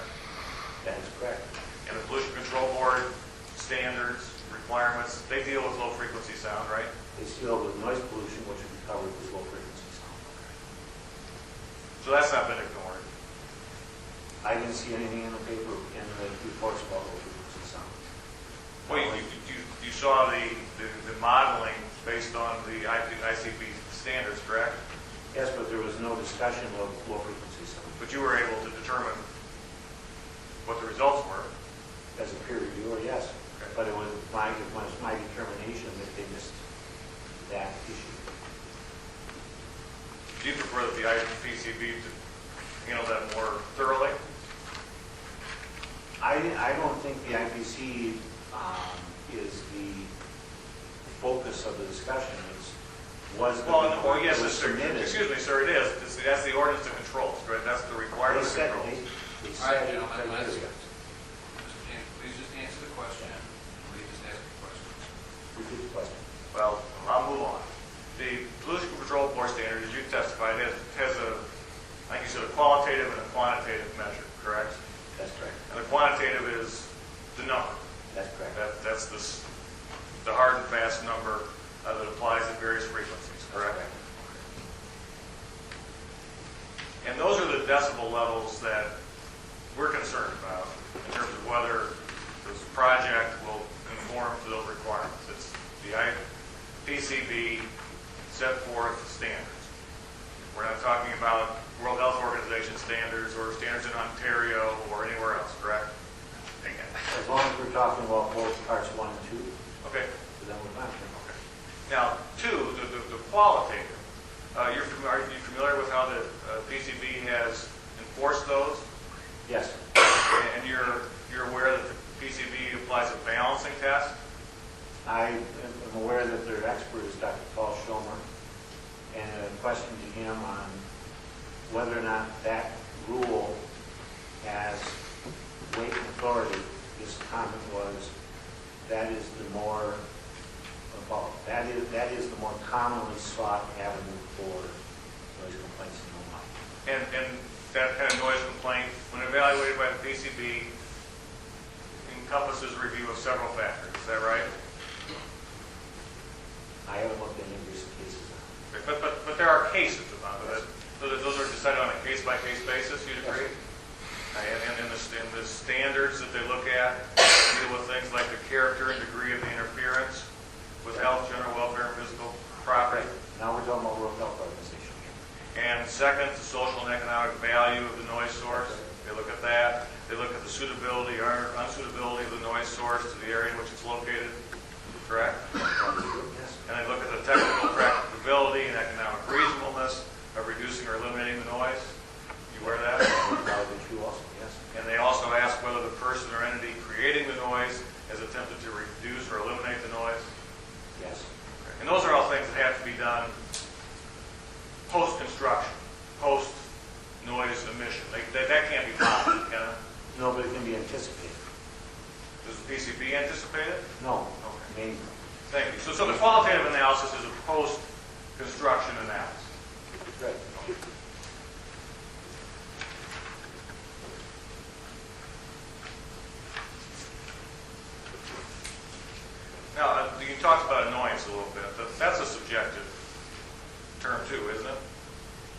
Annoyance is not a subjective term when used in acoustics. Well, one person finds annoying and another might not? Annoyance is a defined term by the World Health Organization as an adverse health effect. Not the kind of annoyance we use in colloquialism about I'm annoyed by the ventilation in this room, but as a medical term, meaning that it rises to the level of changing cortisol levels, stress hormones, etc., creating other effects on the body. And the definition you used of annoyed was somebody complained a lot. I said that it roughly translates, highly annoyed, roughly translates to people being willing to file lawsuits, and annoyed typically translates to people coming down to the zoning board and complaining. And the chart you showed at that level, I think it was 45 decibels, is that right? 45 years. And that showed even at that level that 72% of people weren't annoyed at all, correct? That's right.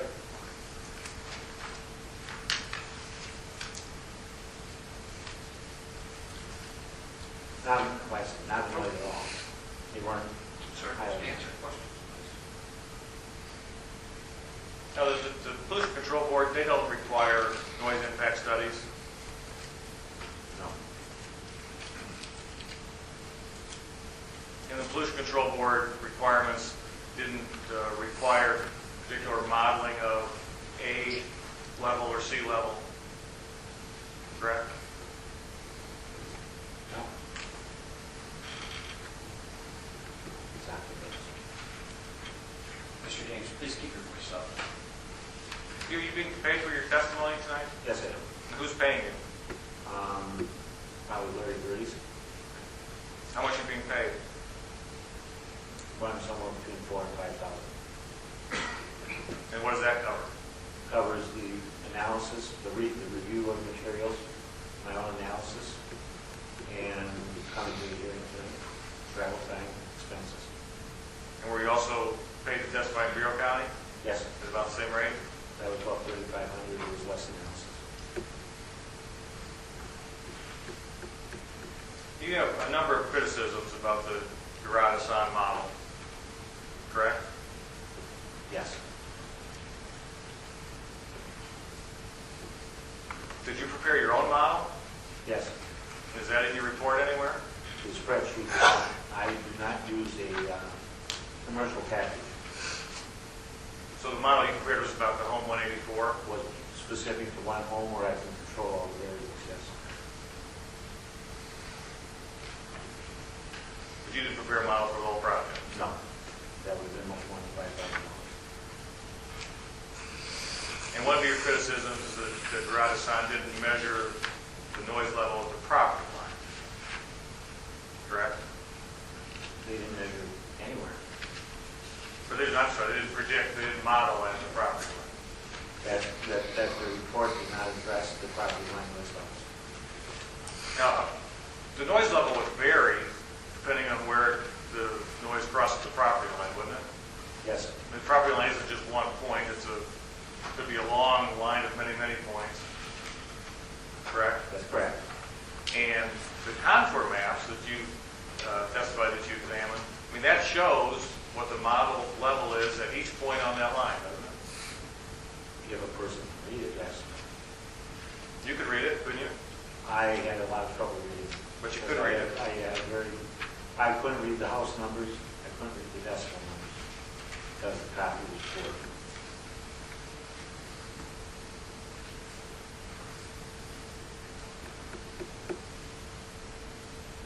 And it's your belief that everything, if a property has a house on it, that property is Class A. I believe that if a property has a house on it, I need to know the intended use of that property, either by talking to the property owners or through some other method. So I don't know whether it's Class A or not until I've done thorough investigation. So Class A, so now Class A depends on what the homeowner or landowner intends. If he wants to sell a plot along the road to his son to put up a house, or a plot or to someone else, You know, we look through that area and we see all these little homes niched along the roads. That seems to be something the farmers have a right to do with their land, and that makes it a Class A land when they change the land use, so. So not, because again, I thought I heard you testify that everything within at the property line was Class A because there was a home on the property. Like I said, a worst-case assumption would be that we would consider that. So that's the worst-case assumption. That's not a legal opinion or something else you're offering. That's a worst-case assumption. Okay, okay. I appreciate the clarification. Thank you. Now, the little circles that Mr. Porter drew, Mm-hmm. just want to make sure I understand. Again, that's on slides like 10 and 11.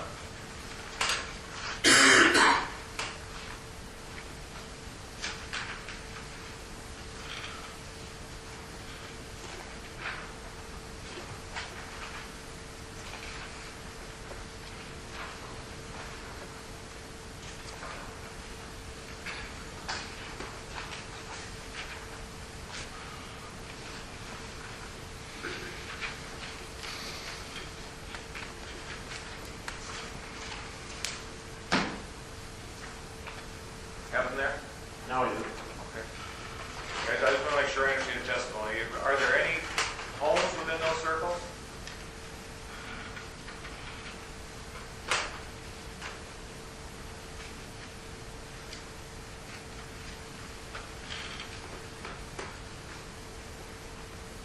I have to go to clarity of the contour. There are some areas where it seems to be homes, but it's uncertain. But we were focusing on properties. All right. So you were at that point, you were looking to see whether there were any homes affected. We're looking at properties. Now, I don't know if you have the Radisson study in front of you. Judge, could we? Tell me what exhibit number it The is. 17A?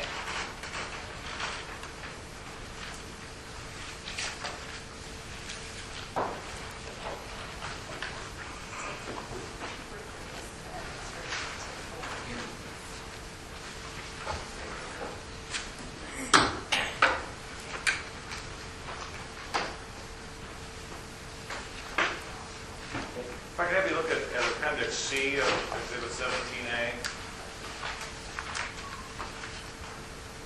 Is that the 101 and 113?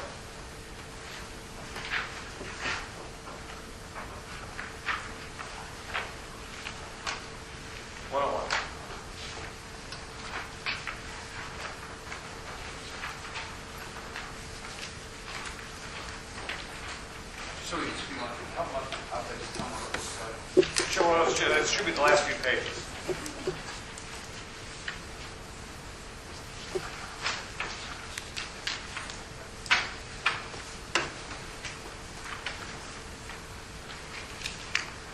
I believe it starts on page 37. Okay, Appendix B, Appendix C. Appendix C.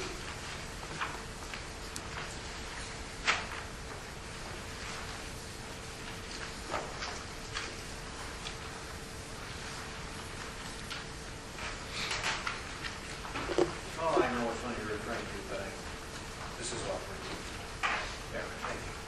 All the maps. All the maps, all No, I'm the sorry. maps and that, I got them on the top. Okay, Do you understand what Appendix C is?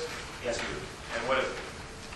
It's labeled receptor distance from sound level limit, and it purports to give the distance from the residence, I guess, towards the nearest turbine, where the ITCD limit is found. Okay. And looking at the 1,000 hertz, Yep. these are meters, correct? The distances? You may have to help on that because I didn't really refer to this at all. But Sure, I believe it's- it says meters. Yeah, the Distance, very top, distance from the sound level limit per octave band Yep. in meters. Yes.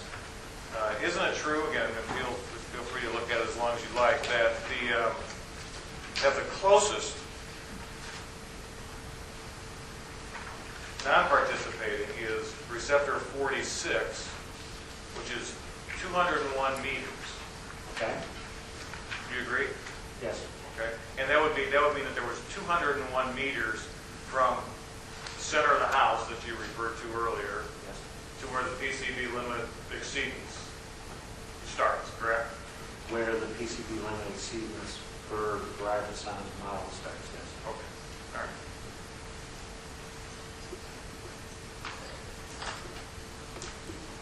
That'll be 600 and some feet. Well,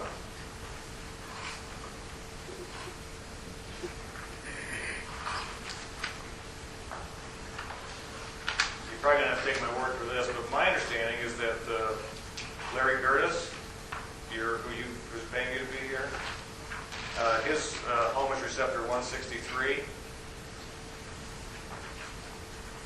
How many meters is that, is his home from the nearest sound exceedance? Well, I'm going to object unless you lay a foundation that he knows that that receptor is 163.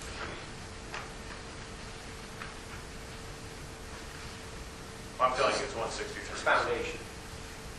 Sustained, but you can certainly ask the question, how far is 163? How far is 163? No objection. 1,667 meters. And how about 120?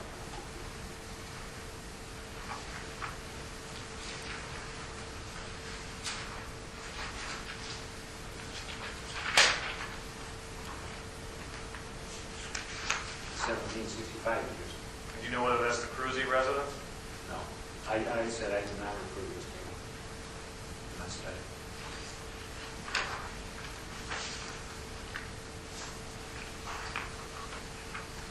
Now, you think Radisson didn't use conservative enough assumptions, correct?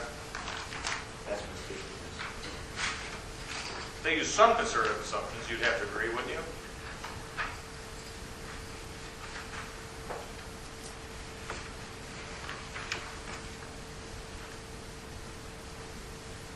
I probably don't have any disagreement with your temperature and humidity. How about the assumption that the wind is always blowing toward a home? That's not so much a conservative assumption, it's the only way the model works.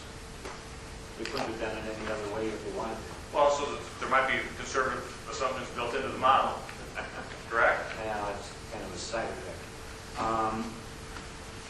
You might call that a conservative assumption. And didn't Radisson also assume that all the turbines were running all the time for maximum speed?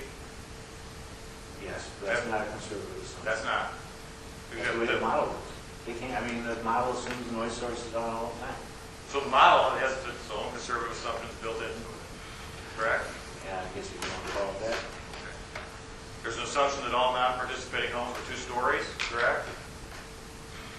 I don't see that as a conservative assumption. I don't know anything about the homes to know whether that's correct or not correct. The model didn't count. People live on their first floor even if they have a 2-story home, so I don't know. They live on they go outside on their patios and things. Ground level is the proper place to assess noise. The model didn't take into account any attenuation through the home, through the building materials, correct?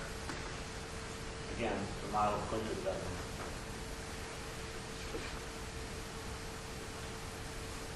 And you talked a lot about that 0.7 factor. During the summer or during the early fall when crops are in the ground, is 0 a realistic factor?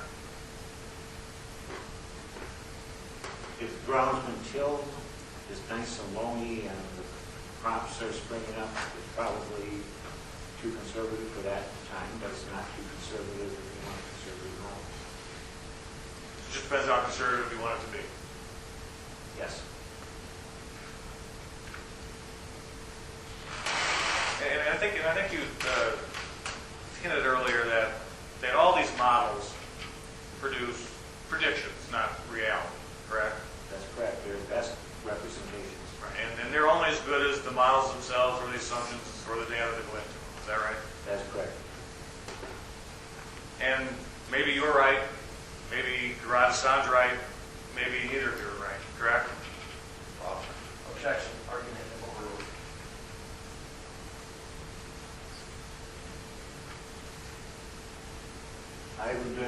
models since 1972 when I wrote one of the first software-based ones used. The algorithms have not improved since then. These models are very simplistic and can only represent very simple conditions. That needs to be understood by the modeler and accounted for with a narrative describing what wasn't considered and what kinds of situations might occur for those things that were not considered. So, I didn't see that in the report. Right. But you're adding 5 decibels. I mean, that may or may not reflect reality, correct? No, the 5 is based upon studies where models. No, my question is, will that, or are you guaranteeing that that will reflect That's a reality? lot to witness answer when the question's been asked. As council not going to interrupt the answer. How many do you have? Right. Appreciate your question. My question is, are you testifying that by adding those 5 decibels, that's exactly what the results will be if these turbines are sited in these locations? No, That's your prediction based on your experience, your expertise? that was the findings of several different studies and my experience. But you're not guaranteeing it. If a model's going to be worst case, then it should represent the higher noise conditions, not some moderate noise conditions. But again, that's the model. I'm talking about whether the model is going to predict reality. Doesn't. Correct. Okay. And no matter what model you use, no matter what assumptions you use, no matter what inputs you use, none of that changes the applicable PCB regulation, correct? That's correct. And I think you testified earlier that that's really the risk that mainstream takes. I mean, if Garada-san's model is as off as you think it is, and this project is built, they've got a problem, because they're not going to meet PCB standards, correct? Objection, compound, A. What's a little compound? Here's a question. Same thing. What are these? Just answer the question. Restate it one more time. Sure, well, I'll try. The PCB regulations is the PCB regulation, correct? Correct. And it doesn't matter what the model is or what the model output is, correct? Correct. And if GLGH's model assumes no exceedance or produces predictions of no exceedances, that doesn't mean that the PCB is stripped of authority to enforce its regulations, correct? No. And the county is still free to enforce what it has to enforce, correct? Correct. And if the GLGH model is as off as you think it will be, and mainstream builds according to that model, mainstream is going to have problems, correct? That's true. Objection.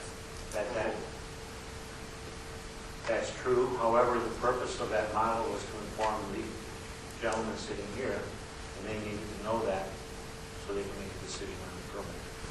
And so the mainstream is comfortable relying on the model, as far as you know. I have no knowledge of whether they're comfortable or uncomfortable. But if it turned out to be wrong, mainstream would probably have some difficulties, correct? Objection, calls for rejection.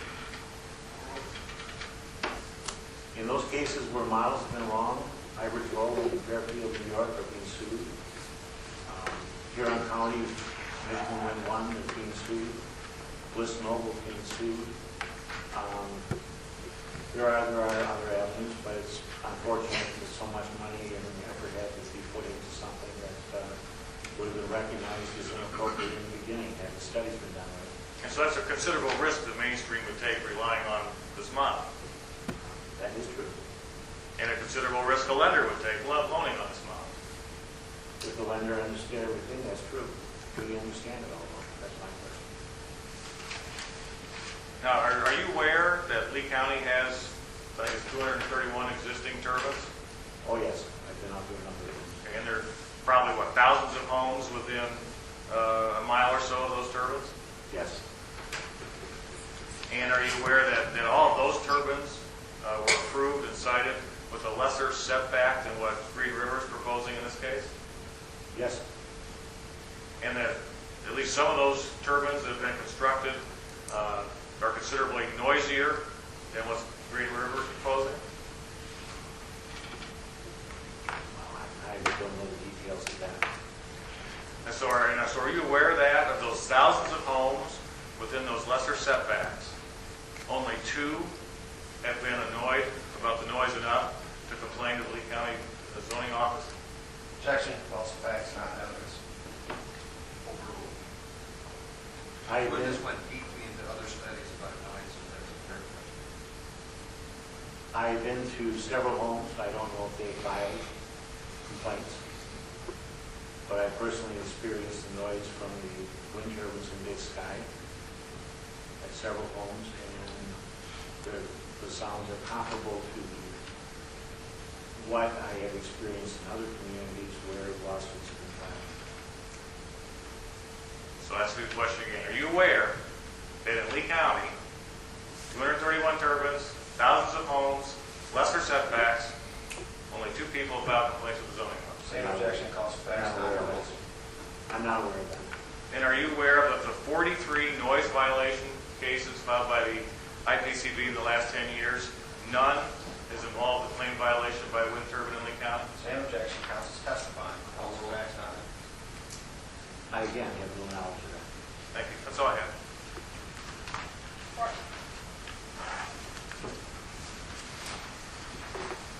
Members of the board, questions of this witness? Burrow. None at this time. Both. Vasty. Not right now. Pratt. No. Mr. Forster. Excuse me. Mr. Forster. I'm sorry. No. I just thought you didn't hear. I thought. No, I was reading what I heard. Question? I guess I will ask my question. Have you ever testified for a developer of a wind farm? No. Okay, thank you. Good question. Questions of this witness? Pat Scully. Robin Eckerson. Giles Cavalich.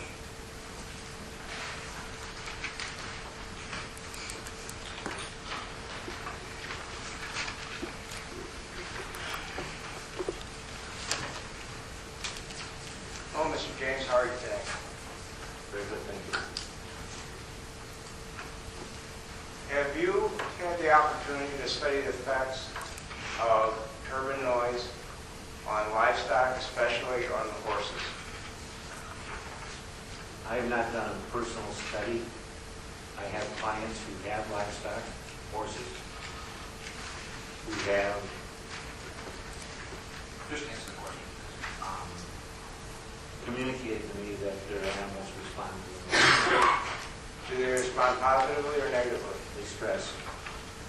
How does this stress manifest itself, do you know? One case, the horse, whenever the turbines were running, rubbed its head against the steel post in the stall until it became ulcerated. And in another case, the animal was huddled at the backside of the barn. When the turbines are running, they side away from it.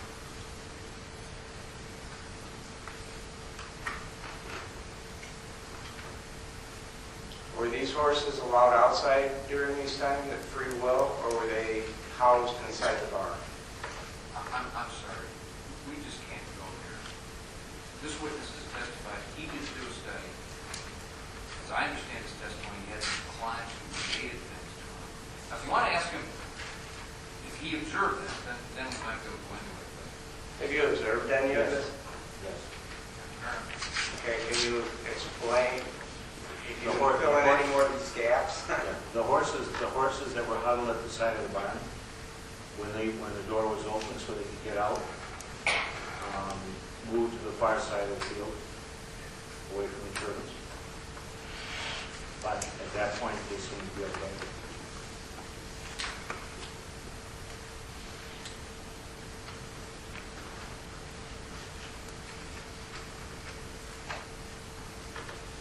Do you know the distance from this particular horse farm from the site of the Lex or the wind turbine? It was about 1,700 feet.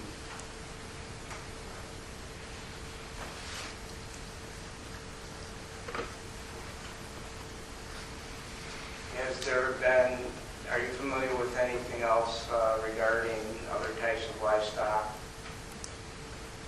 I have a client in Iowa who's a dairy farmer who during a severe windy period during winter had his cows in the barn, and 3 of the cows quit eating.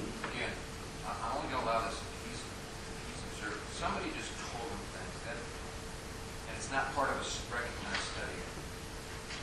We're not gonna go into details of that, you understand what I mean? Is there, These are things I observed. I was not there at the time. The cows. You did not observe, is that correct? I did not observe the period of the wind. No. Unlike the horses, I was there on that day. I think you mentioned a little bit earlier that you had the opportunity to visit Lee County wind farms, some of the other farms in the area, is that correct? Yes. Were you able to make it up onto the east side of Lee County near DeKalb County? Most of my trips have been for the Big Sky project. DeKalb is a different project. Okay. My question related more to DeKalb, so I'll strike the question. I think that's it. Thank you very much, Mr. James. Rich Boris?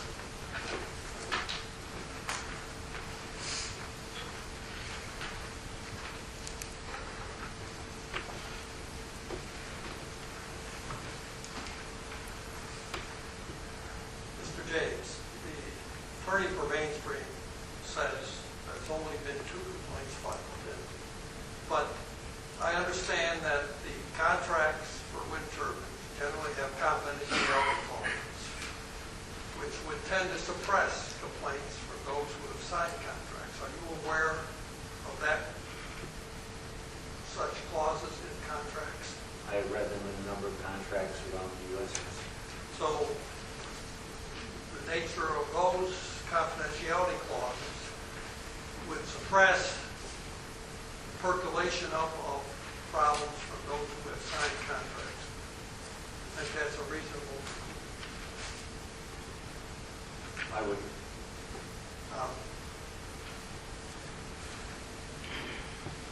Are you aware of any counties that have set up complaint processes for wind turbine issues?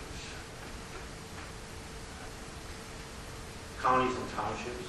I'm not going to allow that. He isn't being presented as an expert in Okay. bureaucratic mechanisms. My other question, and it may not be allowed, is are you aware of county staff to investigate such issues? Given these hearings have been over. This gentleman is being presented as a sound Okay. expert, not as Okay, a governmental bureaucracy. I accept that.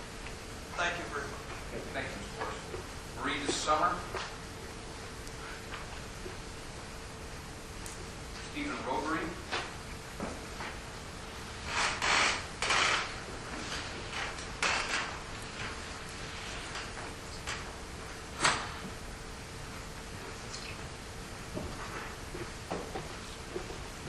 Good evening, Mr. James. With your expertise of acoustics in general and wind turbine noise specifically, and your knowledge of this particular project, as well as the sound studies used, and the relationship of the turbines to various homes and residential properties, what would what would be your confidence level on a scale of 10 being extremely confident and 1 being not very confident that those living within, say, a mile of the turbines would not have any noise disturbances qualifying as noise pollution?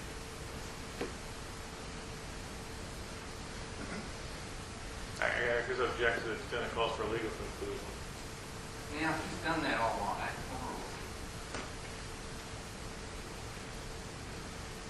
There would be some people within that radius who would consider it noise pollution. Noise pollution is subjective. What we have found is that the closer you get to the turbines, the higher the likelihood of complaints. The complaints are essentially a statement that there is noise pollution, something about the sound is incompatible with the person's use of the limit or their expectations. So the answer is not everybody, but some would consider noise pollution. And the closer you get to the wind turbine project, the more likely we'll get up to the 10 rather than, let's say, the 3 or 5.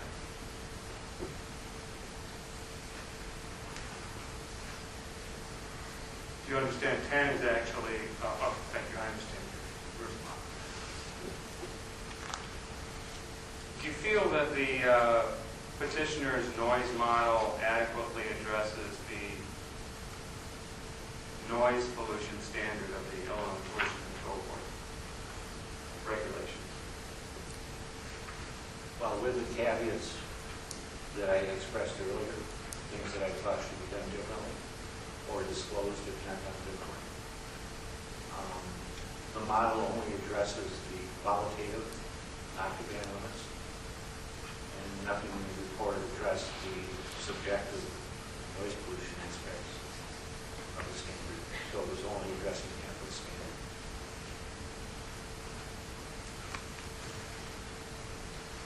Do you feel that using only half that standard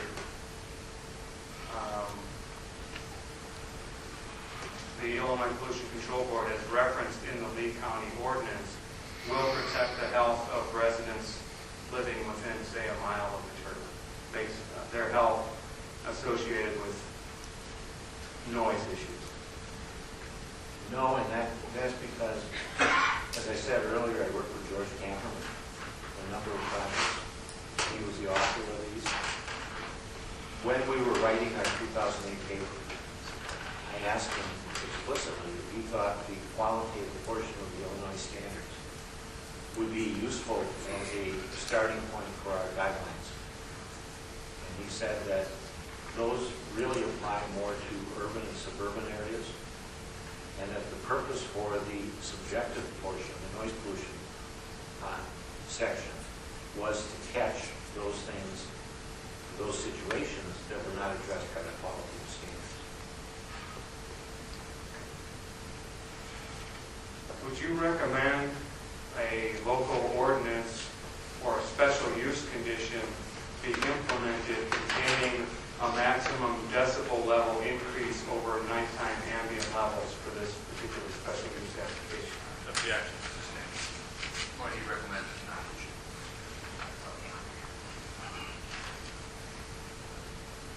Thank you, that's all I have. Thank you. Bob Logan?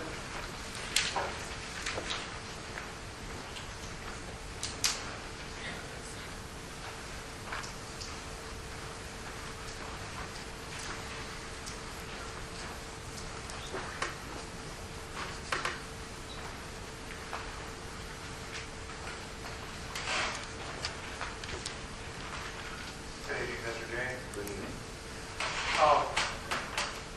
Have you ever been called upon in Lee County to give testimony at any of the previously cited wind farms? No, I have not.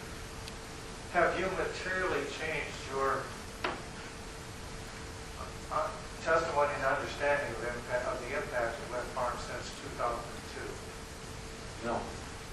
But since 2008, that's when I really formed a cohesive position. Prior to that, 2006 and 2007, I was using other guidelines. Are you familiar with the IPCB complaint process? I haven't applied it since even years. I don't know how it, that was when the Illinois Environmental Protection Agency still existed. And now everything's collapsed into the pollution control board, so I'm not familiar with the procedures.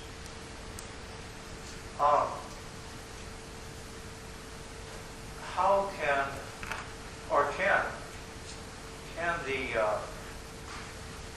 noise outputs of the wind turbines be measured at properly lined? Can they be measured there? Actual operating noise?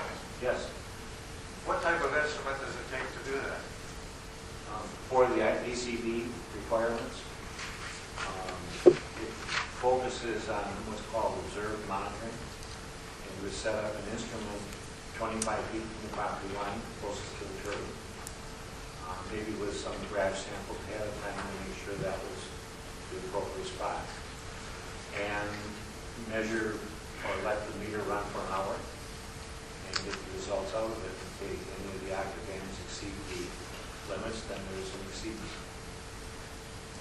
Would that output likely vary by the time of day or when you help it? Absolutely. All right, so. You have to be there at the right time.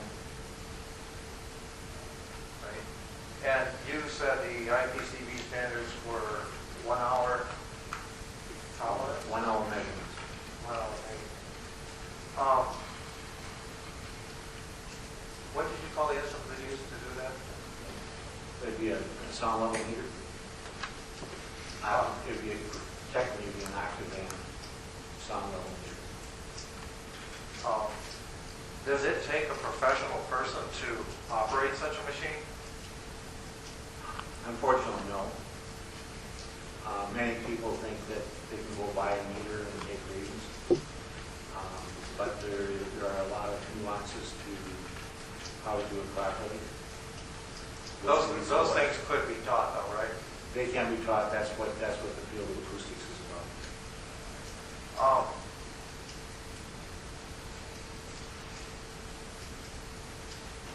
I think maybe that's all I have right now. Since Okay. Elizabeth Hartman.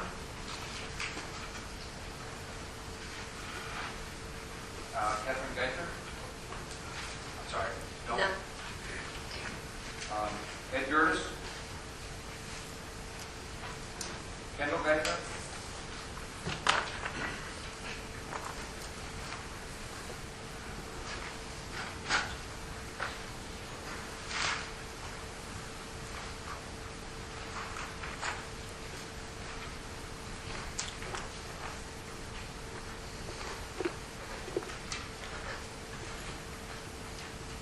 Did you mention earlier in your statements that certain levels of sound would affect the inner ear?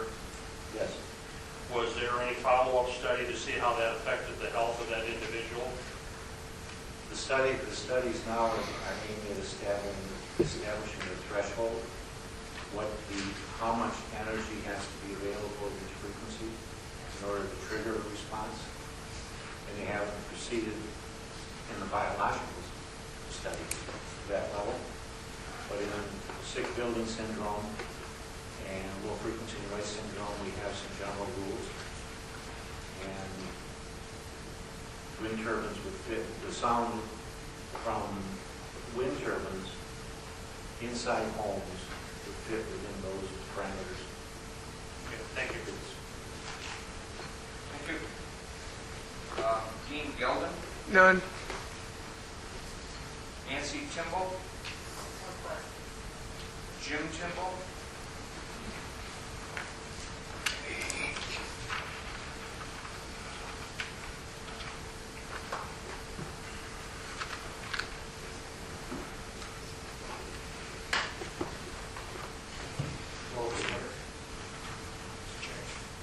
Excuse me.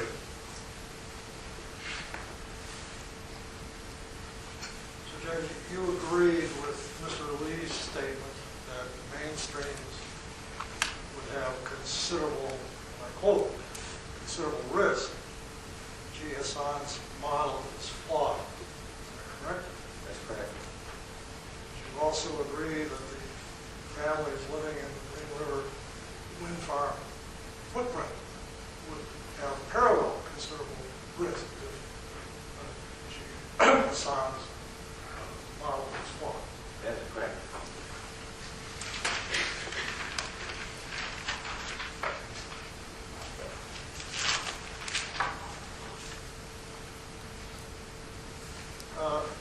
I missed it. In what year was a study you referred to that large rumbling fans made buildings uninhabitable from year to year, vestibular problems, approximately 20? The first indication of that problem started in the 1960s. And it was first noticed by a British acustician who labeled it building sickness syndrome. Shortly after that, here in the United States, both Carrier and Train Corporation, the companies that built the big fan systems, started receiving similar complaints. And a gentleman by the name of Chuck Abbey, an acustician with Carrier, was assigned to investigate it. Those studies continued all the way through the 1980s and ultimately concluded in the late 1990s. At which point, design criteria were established so that those kinds of flaws in building design weren't repeated. That would be the concrete box type of solution? Well, it's how you, partly that. Building, the American Society of Heating, Refrigerating, and Air Conditioning has a handbook on how to design ventilation systems for large buildings. And they put into that chapter basically cautionary notices, et cetera, to make sure that these mistakes are not repeated. So basically, you're using a parallel there that similar redesigns could possibly make wind turbines not the nuisances that you described. I think in the future, when the Danish government started to investigate low frequency criteria for wind turbines about a year and a half ago, one of the executives from Vestas wrote a letter to the EPA in which he said, wind turbines produce this type of noise, and given where we're at now, we can do nothing about it. It may be something we can look at later on, but the current designs can't be fixed for that problem. It would be fair to say, though, that the effort to find those such solutions hasn't really been made at this point in time. That's true.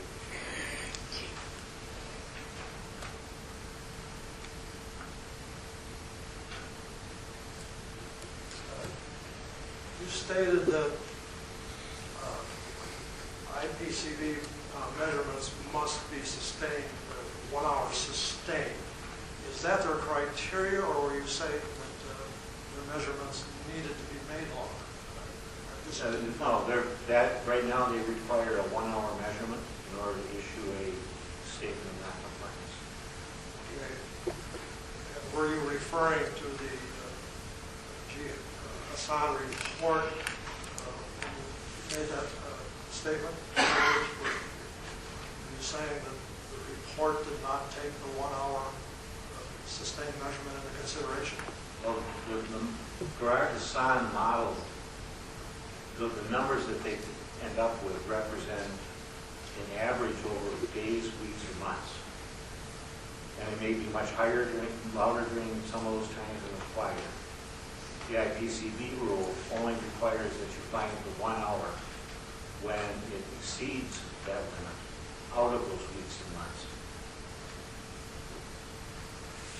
Thank you. You stated that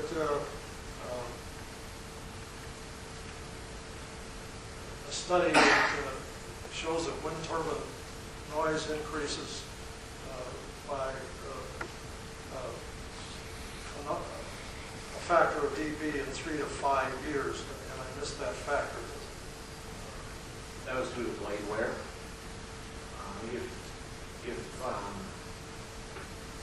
As the blades are rotating, the original finish is lost. It becomes a little rougher, and that leads to more noise is wasted energy. When the machine is new, we've all had a brand new car and it comes. And 10 years later, it's got all sorts of noises due to things wearing off. The same thing happens with wind turbine blades. All of the test data that we're looking at is for a brand new machine right off the manufacturing floor. We don't have any data of comparable quality for a machine that's been operating for 5 years or 10 years or whatever, so we can't say that something that might be in compliance today is going to stay in compliance for any reasonable amount of time. Okay, but all I'm looking for, did you state a dB increase in 3 to 5 years, an average increase, or? His findings were about 3 decibels as blade wear occurs. Okay, you quoted an Illinois Department of Health study that showed manufacturers' sound power data, as you call it, is based on sunny daytime conditions. And I'm further to say, which such done in that way, understate nighttime conditions by 15 dB. And were you stating that the same went for the GSON study? That whole study was based on daytime, no nighttime? The input data that went into that computer model is taken from manufacturers' tests for daytime weather conditions. Those manufacturers test And they're all the same. It's like EPA gas mileage test. Every car is tested the same.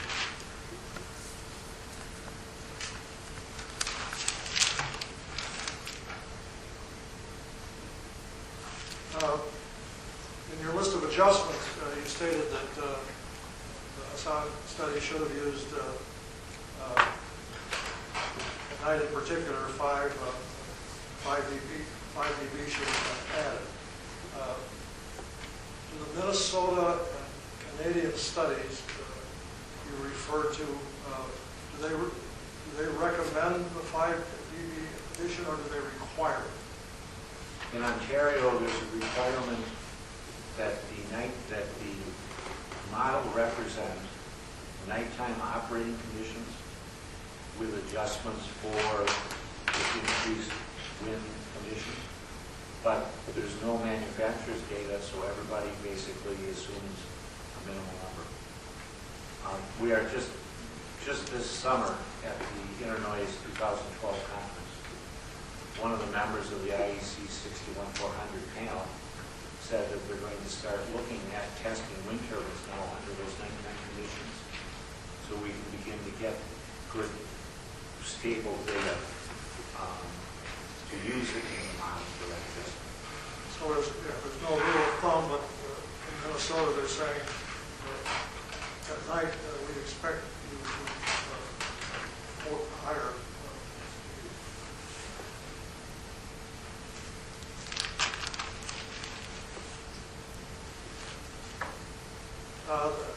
The Nissenbaum study, 75% of the people living within 4,500 feet wanted to move. Was that study done with one wind farm or more than one? And what size was the one farm? It's a 20 turbine project.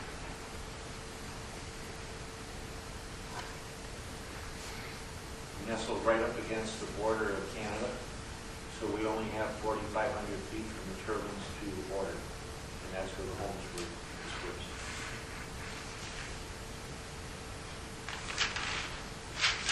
Thank you, sir.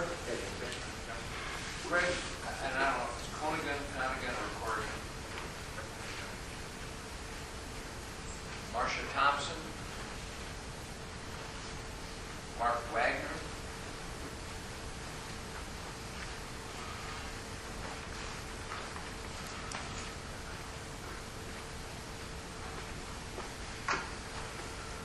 Mr. James, do the Illinois Noise Pollution Control Board standards address in any way the impact of noise on animals? No, And do the animals hear differently than humans? pretty much so. And can they hear a wider range of frequencies than humans can? Animals can hear a wider range. You look at animals in general, but each animal has its own specific niche. Okay, how about a common house pet like a dog or a cat? Can they hear more than the human can hear generally? They hear different frequencies, they hear better frequencies, yes. Okay, and do you know of any studies or papers or articles that you've read that talk about indoor house pets being negatively impacted by wind turbines? There have been no such studies. Is it possible, though, that this can happen? I have seen that myself, yes. I have seen animals, dogs, particularly. Okay, and you discussed behavioral effects on horses Yes. with the rubbing. With indoor pets, can there also possibly be that sort of effect? It would be speculation, but I would not be surprised if it was. Okay, then last question. Just as humans can possibly, purportedly, have negative health impacts from wind turbines, is it possible that your common indoor house pet might also have negative health effects? Like I said, it would be speculative, but I see no reason why not. Okay, thank you. Thomas Steffen. David Eckerson. Jose Ware, or Karen Kenny. Julie Benlar.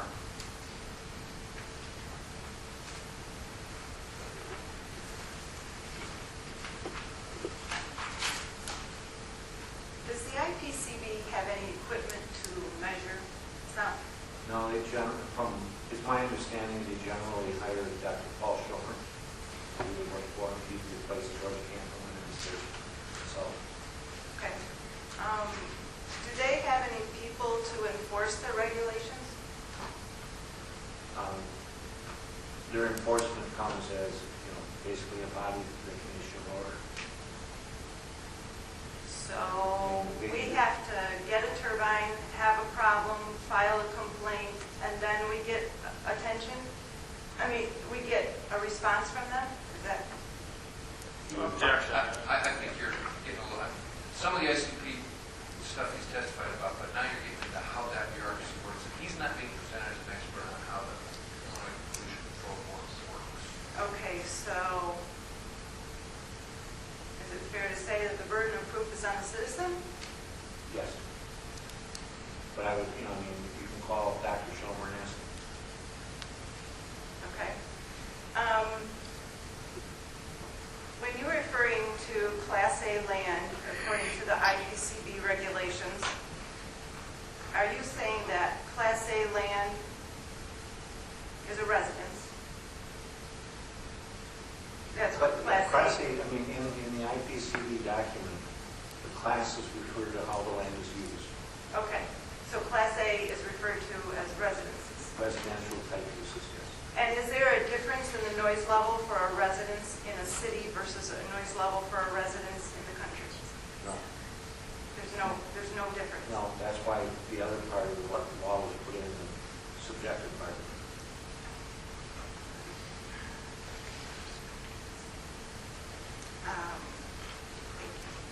Thank you. Brian Benlar.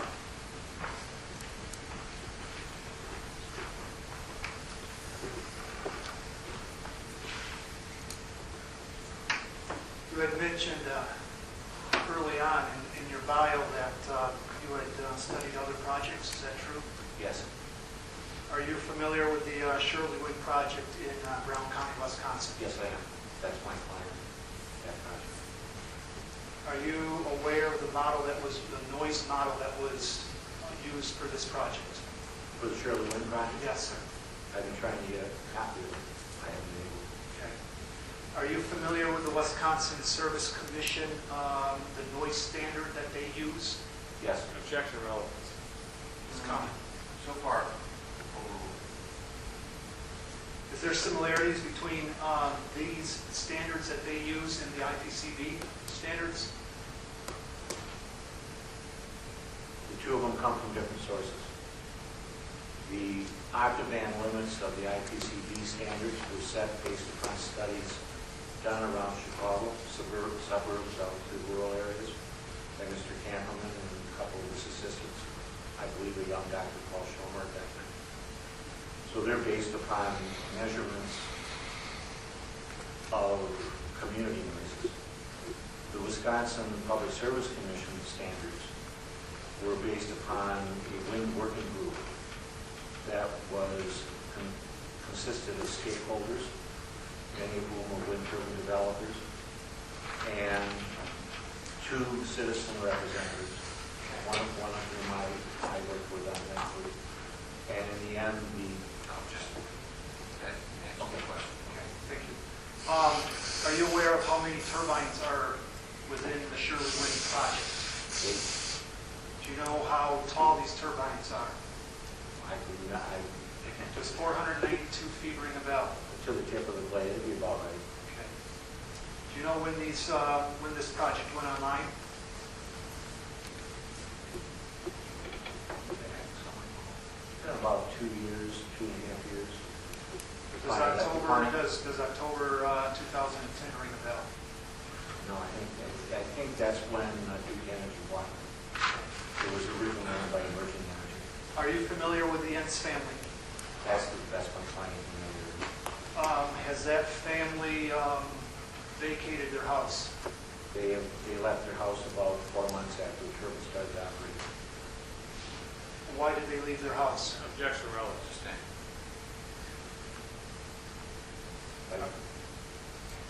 Well, if I may comment, and I actually don't know the answer to the question, but if the answer is they left the house because of the noise, it's clearly relevant. you can't ask the question unless he's got some doubt, just saying, why did they leave their house? Because we don't have a beat cross around here, so he's got to lay a better foundation than that. He's already testified that's his client, so I think he's got the right knowledge. You can ask. Are you- I mean, if I want to, I'll feed him a question. You can ask him, did they tell you why they left the house? Yes. Has the Entz family informed you why they left the house? They left the house because Dave, the husband, was experiencing balance problems that he first noticed doing some roofing work. And his wife was experiencing ear pain and other symptoms, similar to what had been described in Dr. Pierpont's book on wind turbine syndrome. And they found that when they left it, those symptoms went away. And when they return, they come back. Are you familiar with the Ashley residence? I've done studies of their home also. Have they informed you? Strike that. Are you aware that they have vacated their house? Yes. Have they informed you as to the reasons why they vacated their house? Yes, the same as for the father. The Ashleys are related to the Entz family. Are you familiar with the Capels? I have not studied their home, but I'm familiar with them as one of the residents. Are you aware that the Capels have also vacated their house? Yes.